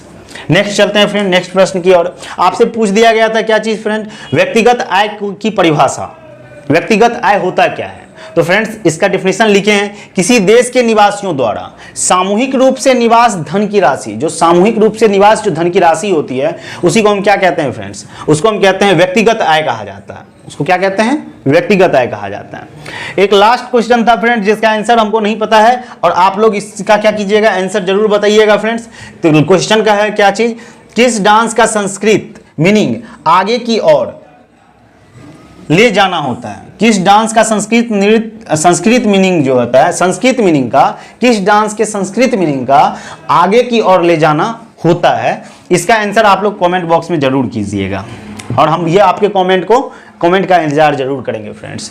और चलिए, ये फर्स्ट शिफ्ट में इतना ही प्रश्न पूछा गया था और फ्रेंड्स 100% ओरिजिनल क्वेश्चन आ रहा है फ्रेंड्स। जितने भी स्टूडेंट से मिल रहे हैं सभी बोल रहा है कि 100% सही है आपका सर क्वेश्चन। जितना भी प्रश्न आ रहे हैं यही सब प्रश्न पूछे जा रहे हैं। तो इसीलिए फ्रेंड्स इस चैनल को क्या करना है, फ्रेंडों के साथ शेयर कर देना है। और अभी आप लोगों की सपोर्ट की बहुत ज़्यादा ज़रूरत है हमें। वेलकम टू आवर क्यूके फैमिली। आज आप सभी के बीच में 8 सितंबर को सेकेंड शिफ्ट में जो भी MTS में पूछे गए प्रश्न है GS के, वो सभी आपके साथ एनालिसिस करेंगे फ्रेंड्स। चलिए चलते हैं आज के पहले प्रश्न। और उससे पहले फ्रेंड्स, जो भी फ्रेंड्स इस चैनल पर नए हो इस चैनल को लाइक कर दें, अपने फ्रेंडों के साथ शेयर कर दें और सब्सक्राइब भी कर लें। चलिए फ्रेंड्स चलते हैं पहले प्रश्न की ओर। आपसे पहला पूछा गया था क्या चीज, रुक्मणी देवी अरुंडेल का संबंध किस शास्त्रीय नृत्य से है। फ्रेंड्स आपसे पूछा गया था रुक्मिणी देवी अरुंडेल का संबंध किस शास्त्रीय नृत्य से था। तो आपका आंसर होगा फ्रेंड्स भरतनाट्यम। जो भी फ्रेंड्स भरतनाट्यम मारे होंगे उसका बिल्कुल सही होगा।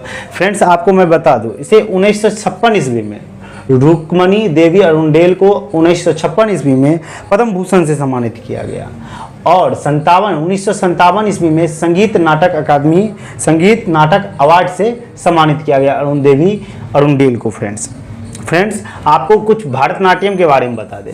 भरतनाट्यम 2000 वर्ष पुराना ये क्या है, नृत्य है फ्रेंड्स, और ये तमिलनाडु राज्य का नृत्य है, तमिलनाडु राज्य का प्रमुख नृत्य है फ्रेंड्स। नेक्स्ट चलते हैं, नेक्स्ट प्रश्न की ओर फ्रेंड्स चलते हैं। रविन्द्रनाथ टैगोर ने किस कथक नर्तकी को, और कुछ याद रखिएगा फ्रेंड्स भरतनाट्यम में कि यामिनी कृष्णमूर्ति सब ये सब क्या है, भरतनाट्यम से संबंधित है, तो इस सबको याद रखना है कि उससे रिलेटेड भरतनाट्यम से कौन कौन नर्तकना वगैरह सब आती है, सबको याद रखना है। और ये क्वेश्चन बहुत ही ज़्यादा पूछा जा रहा है क्योंकि किस नृत्य से कौन सा आ रहा है नृत्यकना, तो ये सब ज़्यादा क्वेश्चन पूछा जा रहा है फ्रेंड्स। सेकेंड प्रश्न है फ्रेंड्स, रविन्द्रनाथ टैगोर ने किस कथक नर्तकी, कोई कथक डांस करने वाली नर्तकी है, को नृत्य सामश्री की उपाधि दिए थे। रविन्द्रनाथ टैगोर के द्वारा किस कथक नर्तकी को नृत्य सामश्री की उपाधि दिया गया था, उसका नाम है फ्रेंड्स सितारा देवी। ये सितारा देवी को नृत्य सामश्री की उपाधि दी थी। ये कथक नर्तकना थी और इसे नृत्य सामग्री की उपाधि रविन्द्रनाथ टैगोर के द्वारा दिया गया था, इसीलिए पूछा जा रहा है फ्रेंड्स, याद रखिए। और कथक नृत्य किससे रिलेटेड है, उत्तर प्रदेश से रिलेटेड है, ये भी याद रखना है। स्क्वैश वर्ल्ड कप 2023 का चौथा संस्करण कहाँ हुआ फ्रेंड्स? स्क्वैश वर्ल्ड कप 2023 का चौथा संस्करण चेन्नई हुआ। जो भी फ्रेंड चेन्नई मार के आएंगे उसका बिल्कुल सही हुआ होगा। और आपको बता दें स्क्वैश वर्ल्ड कप 2023 के विजेता टीम मिस्र रहे हैं और उप विजेता में कौन रहे हैं फ्रेंड्स? मलेशिया रहे हैं। उप विजेता में इसमें कौन रहे हैं फ्रेंड? मलेशिया रहे हैं। और सबसे पहला पूछा जाएगा स्क्वैश वर्ल्ड कप 2023 कहाँ कब हुआ? 1996 में हुआ था फ्रेंड्स, ये मलेशिया में हुआ था। चलिए फ्रेंड नेक्स्ट चलते हैं प्रश्न की ओर। मन्ना डे पूछ ही दिया, मन्ना डे का संबंध किससे है फ्रेंड्स?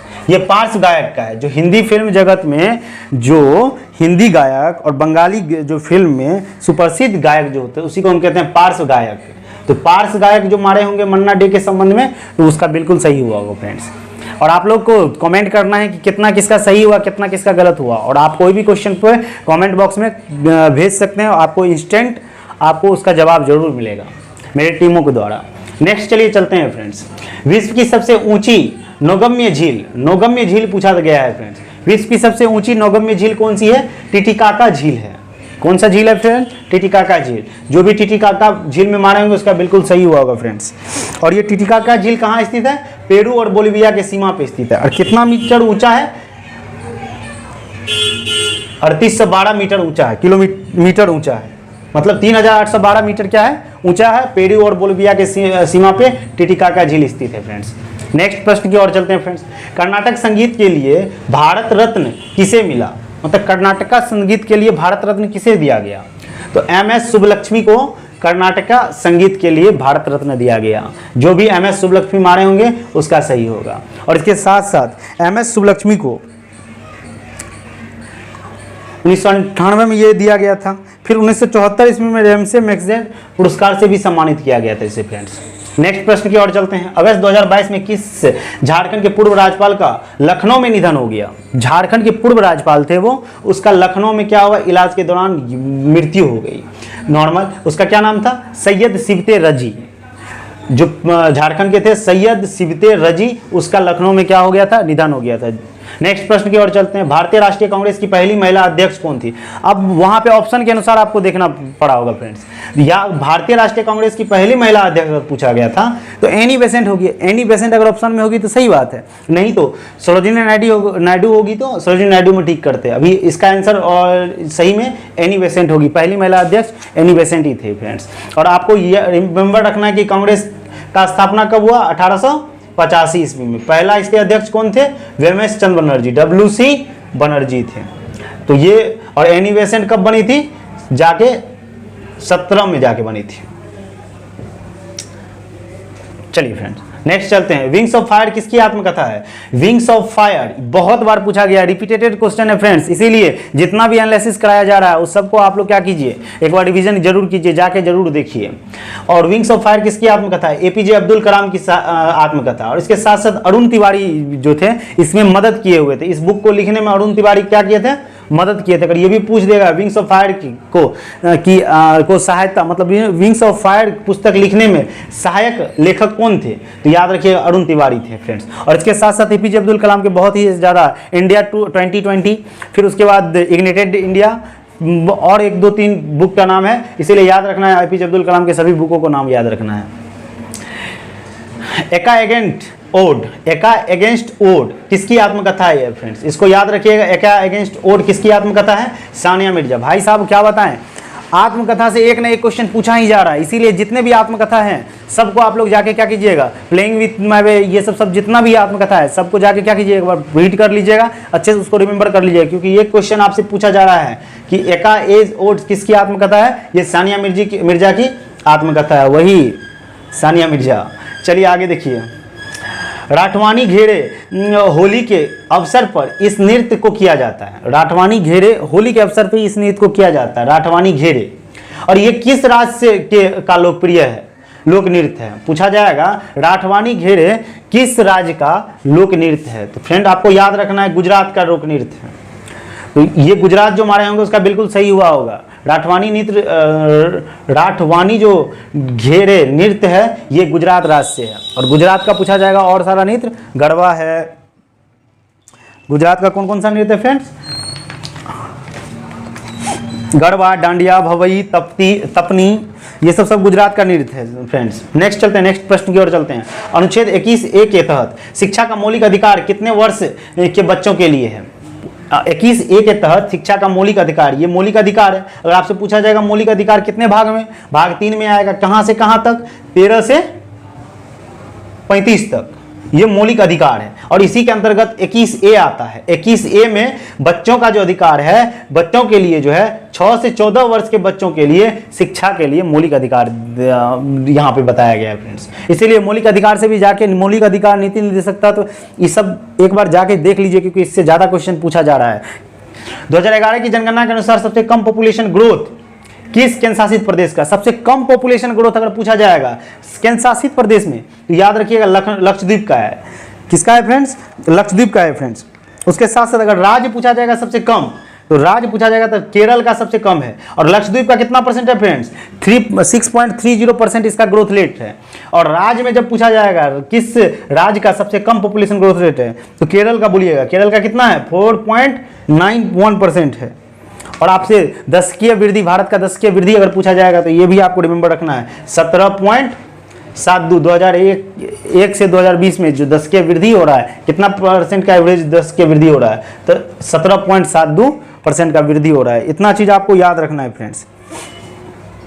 नेक्स्ट प्रश्न की ओर, काजीरंगा नेशनल पार्क किस राज्य में स्थित है? काजीरंगा नेशनल पार्क असम राज्य में स्थित है फ्रेंड्स। और ये काजीरंगा नेशनल पार्क जो है बहुत ही पुराना, असम का सबसे पुराना नेशनल पार्क है। और आपसे पूछा जाएगा असम के और नेशनल पार्क में, तो मानस है, नामेरी है, औरंग है, डिब्रू सैखोवा है और काजीरंगा है। ये सब असम के नेशनल पार्क हुए। यहीं पे काजीरंगा में ही एक सींग वाले गेंडा का साक्ष्य मिलता है। और एक सींग वाला गेंडा वाला पार्क किसको कहा जाता है? काजीरंगा को ही कहा जाता है। और इसको यूनेस्को में कब शामिल किया गया था? 1985 ईस्वी में इसको यूनेस्को में शामिल किया गया था। 1974 ईस्वी में इसे राष्ट्रीय उद्यान घोषित किया गया था। काजीरंगा नेशनल पार्क को 1974 में राष्ट्रीय उद्यान घोषित किया और 1985 में इसको यूनेस्को में शामिल किया गया था। नेक्स्ट प्रश्न की ओर चलते हैं। एक या एक से अधिक राज्यों का राज्यपाल हो सकता है, यह किस अनुच्छेद में वर्णित है? राज्यपाल से रिलेटेड किस अनुच्छेद में वर्णित है फ्रेंड्स? याद रखिएगा, यह आर्टिकल 153 में वर्णित है। एक या एक से अधिक राज्यों का राज्यपाल हो सकता है, यह किस अनुच्छेद में वर्णित है? आर्टिकल 153 में वर्णित है फ्रेंड्स। नेक्स्ट प्रश्न की ओर चलते हैं। स्वर्ण जयंती शहरी योजना को कब शुरू किया गया? ये आपका प्रश्न पूछा गया था। स्वर्ण जयंती शहरी योजना कब शुरू किया गया था? ये स्वर्ण जयंती शहरी योजना 1 दिसंबर 1997 ईस्वी, जो 1997 में ऑप्शन में दिया है वही आंसर होगा फ्रेंड्स। 1997 होगा स्वर्ण जयंती शहरी योजना। नेक्स्ट प्रश्न की बात करते हैं। 2021-22 में FIH हॉकी राइजिंग स्टार, याद रखिएगा, FIH hockey rising star the year का खिताब किसने जीता है? मुमताज खान ने जीता है। FIH hockey rising star the year का किताब किसने जीता है? मुमताज खान ने जीता है। नेक्स्ट प्रश्न की ओर बात करते हैं फ्रेंड्स। भारत में आर्म्स एक्ट कब लागू किया गया? भारत में आर्म्स एक्ट लॉर्ड लिटन के द्वारा 1878 ईस्वी में लागू किया गया था। इसके साथ साथ वर्ना प्रेस एक्ट भी पूछ सकता है फ्रेंड्स। आप इसको क्या कीजिएगा, वर्ना प्रेस एक्ट को भी याद रखिएगा, वो भी 1878 ईस्वी में ही लागू किया गया था। तो लॉर्ड लिटन के द्वारा ही लागू किया गया था। नेक्स्ट प्रश्न की बात करते हैं। अजमेर शरीफ किस प्रसिद्ध सूफी संत का दरगाह है? तो मोइनुद्दीन चिश्ती का दरगाह है। जो भी फ्रेंड मोइनुद्दीन चिश्ती मारे होंगे, ये अजमेर शरीफ किस सूफी संत का दरगाह है फ्रेंड्स? मोइनुद्दीन चिश्ती का दरगाह है।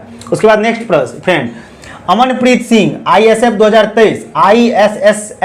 2023 कितने मीटर के लिए गोल्ड मेडल जीते? अमनप्रीत सिंह के बारे में पूछा गया था, ये कितने मीटर राइफल में गोल्ड मेडल जीती है फ्रेंड्स? ये 25 मीटर राइफल में क्या जीती है? गोल्ड मेडल जीती है फ्रेंड्स। नेक्स्ट प्रश्न, और ये आपका, ये मेरा लास्ट प्रश्न है फ्रेंड्स। इतना ही क्वेश्चन आया हुआ था। देखिए क्या लिखा हुआ, आमतौर पर एक वर्ष के भीतर घरों, फार्मों और सरकार द्वारा किए गए सभी खर्चों को जोड़कर राष्ट्रीय आय की गणना किसके द्वारा किया जाता है? पूछा जाता, सभी खर्चों को जोड़कर राष्ट्रीय आय की गणना किसके द्वारा किया जाता है फ्रेंड्स?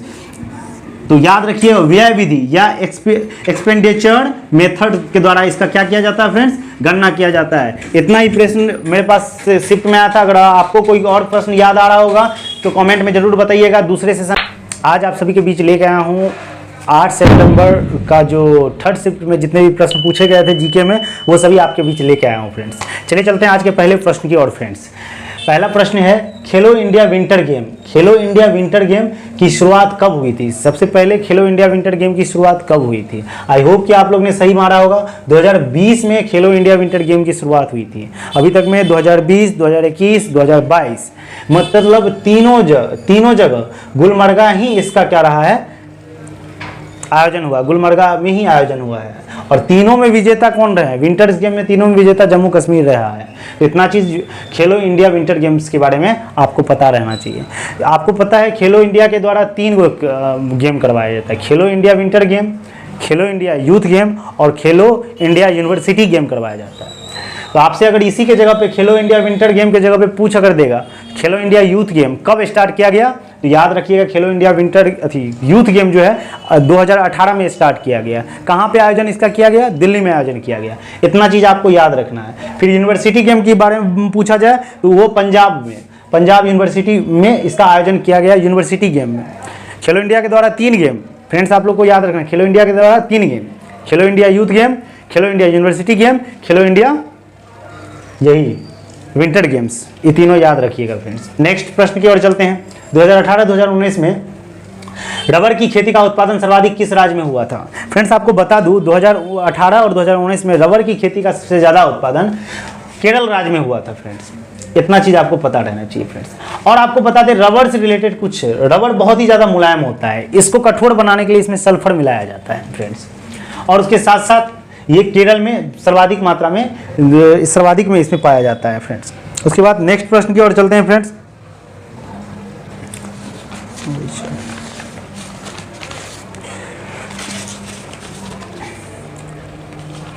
और एक चीज़ और याद रखिएगा, रबर में जो दूध निकलता है उसको लेटेक्स कहा जाता है फ्रेंड्स, समझ गए ना। और रबर का मुख्यालय भी याद रखिएगा, रबर का मुख्यालय कहाँ है? कोट्टायम है फ्रेंड्स। नेक्स्ट प्रश्न की ओर चलते हैं। खुदाई खिदमतगाह के संस्थापक कौन थे? खुदाई खिदमतगाह के संस्थापक थे खान अब्दुल गफ्फार खान थे। खुदाई खिदमतगाह के संस्थापक कौन थे? खान अब्दुल गफ्फार खान थे फ्रेंड्स। इन्हें भारत का सीमांत गांधी भी कहा जाता है, खान अब्दुल गफ्फार खान का, ये भी याद रखिएगा फ्रेंड्स। और पूछ भी सकता है भारत का सीमांत गांधी किसे कहा जाता है? खान अब्दुल गफ्फार खान को कहा जाता है। ये फारसी भाषा का शब्द है। ये खुदाई खिदमतगाह कौन सा भाषा का शब्द है फ्रेंड्स? फारसी भाषा का शब्द है। इसका मतलब क्या होता है? ईश्वर की सेवा।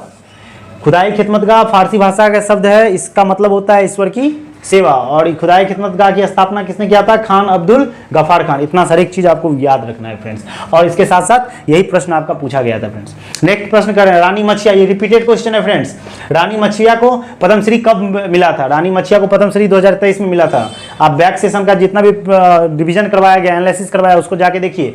रानी मछिया को पद्मश्री कब मिला? 2023 में जाके मिला है फ्रेंड्स। नेक्स्ट प्रश्न की ओर चलते हैं। ज्योति याया जी, ये नाम है, ज्योति याया जी किस खेल के में रिकॉर्ड बना के गोल्ड मेडल जीती है? ज्योति याया जी किस खेल में गोल्ड मेडल जीती है? तो याद रखिए महिला के 100 मीटर बाधा दौड़ में ये क्या जीती है?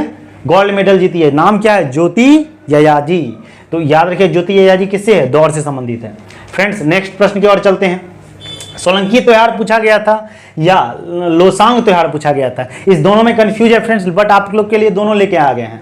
सोलंकी त्योहार कहाँ मनाया जाता है, ये अरुणाचल प्रदेश में मनाया जाता है सोलंकी त्योहार। आप लोग जरूर बताइएगा सोलंकी पूछा गया था कि लोसांग पूछा गया था। अब चलिए, लोसांग त्योहार किस राज्य में मनाया जाता है, ये सिक्किम में मनाया जाता है। लोसांग त्योहार कहाँ मनाया जाता है फ्रेंड्स, सिक्किम में मनाया जाता है। 1951 ईस्वी में एशिया गेम कहाँ हुआ था, 1951 ईस्वी में एशिया का गेम दिल्ली में हुआ था फ्रेंड्स, ये भी याद रखिएगा। 1951 में एशिया का गेम कहाँ हुआ था, दिल्ली में हुआ था फ्रेंड्स। और फिर से अगर पूछा जाएगा दोबारा खेल कब हुआ था एशिया वाला, 1982 ईस्वी में दोबारा खेल हुआ था फ्रेंड्स, 1982 ईस्वी में दोबारा खेल हुआ था, ये भी याद रखिएगा फ्रेंड। और अभी जो 2022 में एशिया का खेल 2022 कहाँ होने वाला है, ये चीन में होने वाला है, इसको भी याद रखना है फ्रेंड्स। चलिए नेक्स्ट प्रश्न की ओर चलते हैं। आपका पहला अगला प्रश्न है, कथक नृत्य की उत्पत्ति किस शब्द से हुई है, ये क्वेश्चन पूछा गया था। कथक नृत्य से उत्पत्ति किस शब्द से हुआ है, कथक नृत्य का जो उत्पत्ति हुआ है वो कथा शब्द से हुआ है फ्रेंड्स, इसको भी याद रखना है। अगले प्रश्न की ओर चलते हैं। काल वैसाखी क्या है और किस राज्य में आता है, याद रखिए काल वैसाखी जो है ये क्या है, यह अप्रैल माह में तेज प्री मानसून, मतलब तेजी बारिश के साथ बहुत ज्यादा आंधी तूफान आता है फ्रेंड्स। यहाँ पे तेज बारिश के तेज प्री मानसून वर्षा है फ्रेंड्स, और ये अधिकतर बंगाल राज्य आता तो है, बंगाल झारखंड ये सब में आता है फ्रेंड्स, बंगाल झारखंड बिहार उड़ीसा सब में आता है, लेकिन अगर राज्य पूछा जाएगा प्रॉपर ढंग से तो वो बंगाल होगा फ्रेंड्स, इतना याद रखिएगा फ्रेंड्स। और साथ ही साथ आपका ये प्रश्न पूछा गया था।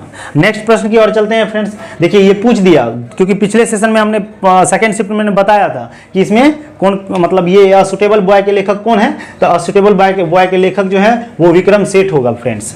और पिछले मतलब शिफ्ट में पूछा गया था अनसुटेबल बॉय के लेखक कौन है, तो वो करण जौहर आंसर होगा फ्रेंड्स। और इसके साथ साथ याद रखिएगा सुटेबल गर्ल भी अगर पूछा जाएगा तो विक्रम सेठ ही होगा फ्रेंड्स।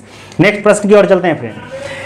मेरे देश की धरती सोना उगले उगले हीरे मोती, ये गीत को कौन गाया था, ये क्वेश्चन पूछा गया है। मेरे देश की धरती सोना उगले उगले गीत को कौन गाया था, तो इसका आंसर होगा फ्रेंड्स महेंद्र कपूर होगा। इसके साथ साथ ए मेरे वतन के लोगों, इसको गाई तो थी लता मंगेशकर, स्वर्गीय लता मंगेशकर, क्योंकि वो अब नहीं रही, तो लगे लता मंगेशकर के द्वारा ये मेरे वतन के लोगों गाई गई थी। लेकिन इसके कवि कौन थे, इसके कवि थे प्रदीप कवि था। फिर उसके साथ साथ ये भी याद रखिएगा दांडी मार्च के दौरान जो वो एक गाना गाया गया था, रघुपति राघव राजा राम पतित पावन सीताराम, ये सब जो था ये गाना, ये जो कवि मतलब गाना था वो किसने गाया था, याद रखिए इसके लेखक थे विष्णु दिगंबर पुलस्कर। रघुपति राघव राजा राम पतित पावन सीताराम, रघुपति राघव ये था, ये इसका था विष्णु दिगंबर पुलस्कर था। नेक्स्ट प्रश्न की ओर चलते हैं फ्रेंड्स। कौन से सागर में भूमध्य सागर स्थित है, पूछा गया था कौन से सागर में भूमध्य सागर स्थित है, तो अटलांटिक महासागर में भूमध्य सागर स्थित है। नेक्स्ट प्रश्न की ओर चलते हैं फ्रेंड। एचडीआई रैंकिंग में भारत से नीचे कौन है, अब पूछा गया था भारत से नीचे कौन है, तो कुछ रेटिंग आपको रैंकिंग याद रखना है एचडीआई का। देखिए श्रीलंका का रैंकिंग था 73 में, और चीन का रैंकिंग है 79, अपने पड़ोसी देश देख लीजिए। बांग्लादेश का रैंकिंग है 129, उसमें से पाकिस्तान का रैंकिंग हमसे नीचे है 161। पाकिस्तान और नेपाल ये दोनों का रैंकिंग हमसे नीचे है फ्रेंड्स। नेक्स्ट प्रश्न की ओर चलते हैं फ्रेंड्स। राज्य विधानसभा में अधिकतम 2 बैठकों के बीच अंतर कितनी होती है, मतलब राज्य विधानसभा का जो बैठक होता है उसके बीच का अंतर कितना होता है फ्रेंड्स, 6 माह का होता है। वही जो संसद का संयुक्त जो बैठक किया जाता है उसका मैक्सिमम जो होता है वो कितने माह का होता है, 6 माह का ही होता है फ्रेंड्स। नेक्स्ट प्रश्न की ओर चलते हैं फ्रेंड। सरकारी बजट क्या है, आपसे पूछा गया है सरकारी बजट क्या है, तो याद रखिएगा किसी भी देश के सरकार के एक वित्तीय वर्ष में प्रस्तावित व्यय और व्यय का लेखा जोखा ही क्या कहलाता है, सरकारी बजट। समझ में आया, सरकारी बजट किसी भी देश के एक वर्ष के वित्तीय व्यय और व्यय का जो लेखा जोखा होता है उसी को हम क्या कहते हैं, सरकारी बजट कहा जाता है। इतना आप लोगों को पता है फ्रेंड्स। नेक्स्ट चलिए, नेक्स्ट आपका प्रश्न पूछा गया था वर्नाकुलर एक्ट कब लागू किया गया था, पिछले शिफ्ट में हमने बताया था आर्म्स एक्ट, वर्नाकुलर एक्ट सब लॉर्ड विल्टन के समय में ही लागू हुआ था, और आर्म्स और वर्नाकुलर एक्ट 1878 ईस्वी में लागू किया गया था। ये सबको याद रखना है फ्रेंड्स, और ये क्वेश्चन आया हुआ था, ये दोनों क्वेश्चन आया हुआ था। चलिए नेक्स्ट प्रश्न की ओर चलते हैं। सिंधु घाटी के विशाल स्नान का घाट कहाँ पाया गया है। सिंधु घाटी में सबसे विशाल स्नानागार कहाँ पाया गया है फ्रेंड्स? वो पाया गया है मोहनजोदड़ो में पाया गया है। सिंधु घाटी सभ्यता से एक बार पढ़ लीजिएगा। सिंधु घाटी सभ्यता से एक क्वेश्चन पूछा जा रहा है, मतलब तीनों शिफ्ट में से कहीं ना कहीं एक शिफ्ट में सिंधु घाटी सभ्यता से पूछा जा रहा है फ्रेंड्स।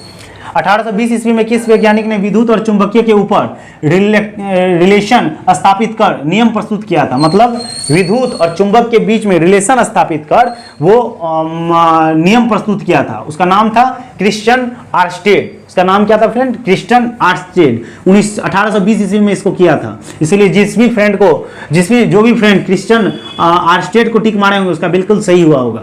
नेक्स्ट प्रश्न की ओर चलते हैं। तमिलनाडु के किन 2 जातियों को SC ST सूची में शामिल किया गया है? याद रखिएगा 2 जाति, आपको पहले मतलब एनालिसिस में ही बता दिया गया था कि जनजाति एक्ट 2022 आया गया है, तो उसमें किसने कौन कौन से राज्य, उत्तर प्रदेश, कर्नाटक, तमिलनाडु, ये सब राज्य में क्या हुआ है, थोड़ी सी चेंज हुई है, मतलब किसको ST सूची में रखा गया है। तो इसमें तमिलनाडु राज्य में 2 ऐसे जातियां हैं जिसको ST सूची में, SC और ST सूची में रखा गया है। पहला जातीय है नाड़ी कोरबा। नाड़ी कोरबन इसका नाम है पहला जाति का। एक का नाम है कुरीविकोरम। एक नाड़ी कोरबन और कुरीविक्रम, ये 2 जनजाति है जिसको ST सूची में शामिल किया गया है। फ्रेंड्स आगे पढ़ते हैं। देखिए फिर से repeated question friends. Wings of fire के लेखक कौन है? विंग्स ऑफ फायर के लेखक APJ अब्दुल कलाम है फ्रेंड्स। तो इसीलिए APJ अब्दुल कलाम के जितने भी बुक हैं उसको सबको एक बार ध्यान से पढ़ लीजिए, याद रखिएगा, एक बार बोल देते हैं। APJ अब्दुल कलाम का बुक इंडियन 2020, इग्निटेड माइंड, और एक था इंस्पिरेशनल स्पिरिट था। इस सबको आप लोग क्या कीजिएगा, एक बार पढ़ लीजिएगा फ्रेंड्स। इंडेमिटेबल स्पिरिट था, इसको भी याद रखिएगा फ्रेंड्स। नेक्स्ट प्रश्न की ओर चलते हैं। और ये फ्रेंड्स श्योर है, ये क्वेश्चन श्योर नहीं है फ्रेंड्स। आप एक बार देख लीजिएगा क्या यही पूछा गया है आप लोग क्वेश्चन, और भी अगर कोई क्वेश्चन पूछा होगा तो कमेंट में जरूर बताइए कौन कौन सा क्वेश्चन पूछा है फ्रेंड्स। देखिए हम अपने मन से इसको लिखे हैं, जब ये पूछा गया होगा तो इस टाइप से पूछा होगा। किस नृत्य में महिला नृत्य करती है और पुरुष ड्रम बजाता है? महिला नृत्य करती है और पुरुष ड्रम बजाता है, एक ही है, मतलब धमाल है। मतलब धमाल एक नृत्य है जिसमें महिलाएं नृत्य करती है और पुरुष ड्रम बजाता है, और ये हरियाणा का नृत्य है फ्रेंड्स। और हरियाणा का नृत्य भी आपको याद रखना है, भाखड़ा, गिद्धा, ये सब हरियाणा का नृत्य है, पंजाब का भी नृत्य है। तो थर्ड शिफ्ट में मेरे पास जितना क्वेश्चन आया इतना ही प्रश्न आया था फ्रेंड्स। आप लोग को आई होप कि आप लोग का सही बहुत सारा क्वेश्चन सही हुआ होगा, और आप लोग कमेंट करके जरूर बताएं कि कितना क्वेश्चन आपका सही हुआ, कितना क्वेश्चन गलत हुआ फ्रेंड्स। मिलते हैं नेक्स्ट वीडियो में नेक्स्ट शिफ्ट के साथ। अब चलते हैं, bye bye, good night and take care friends.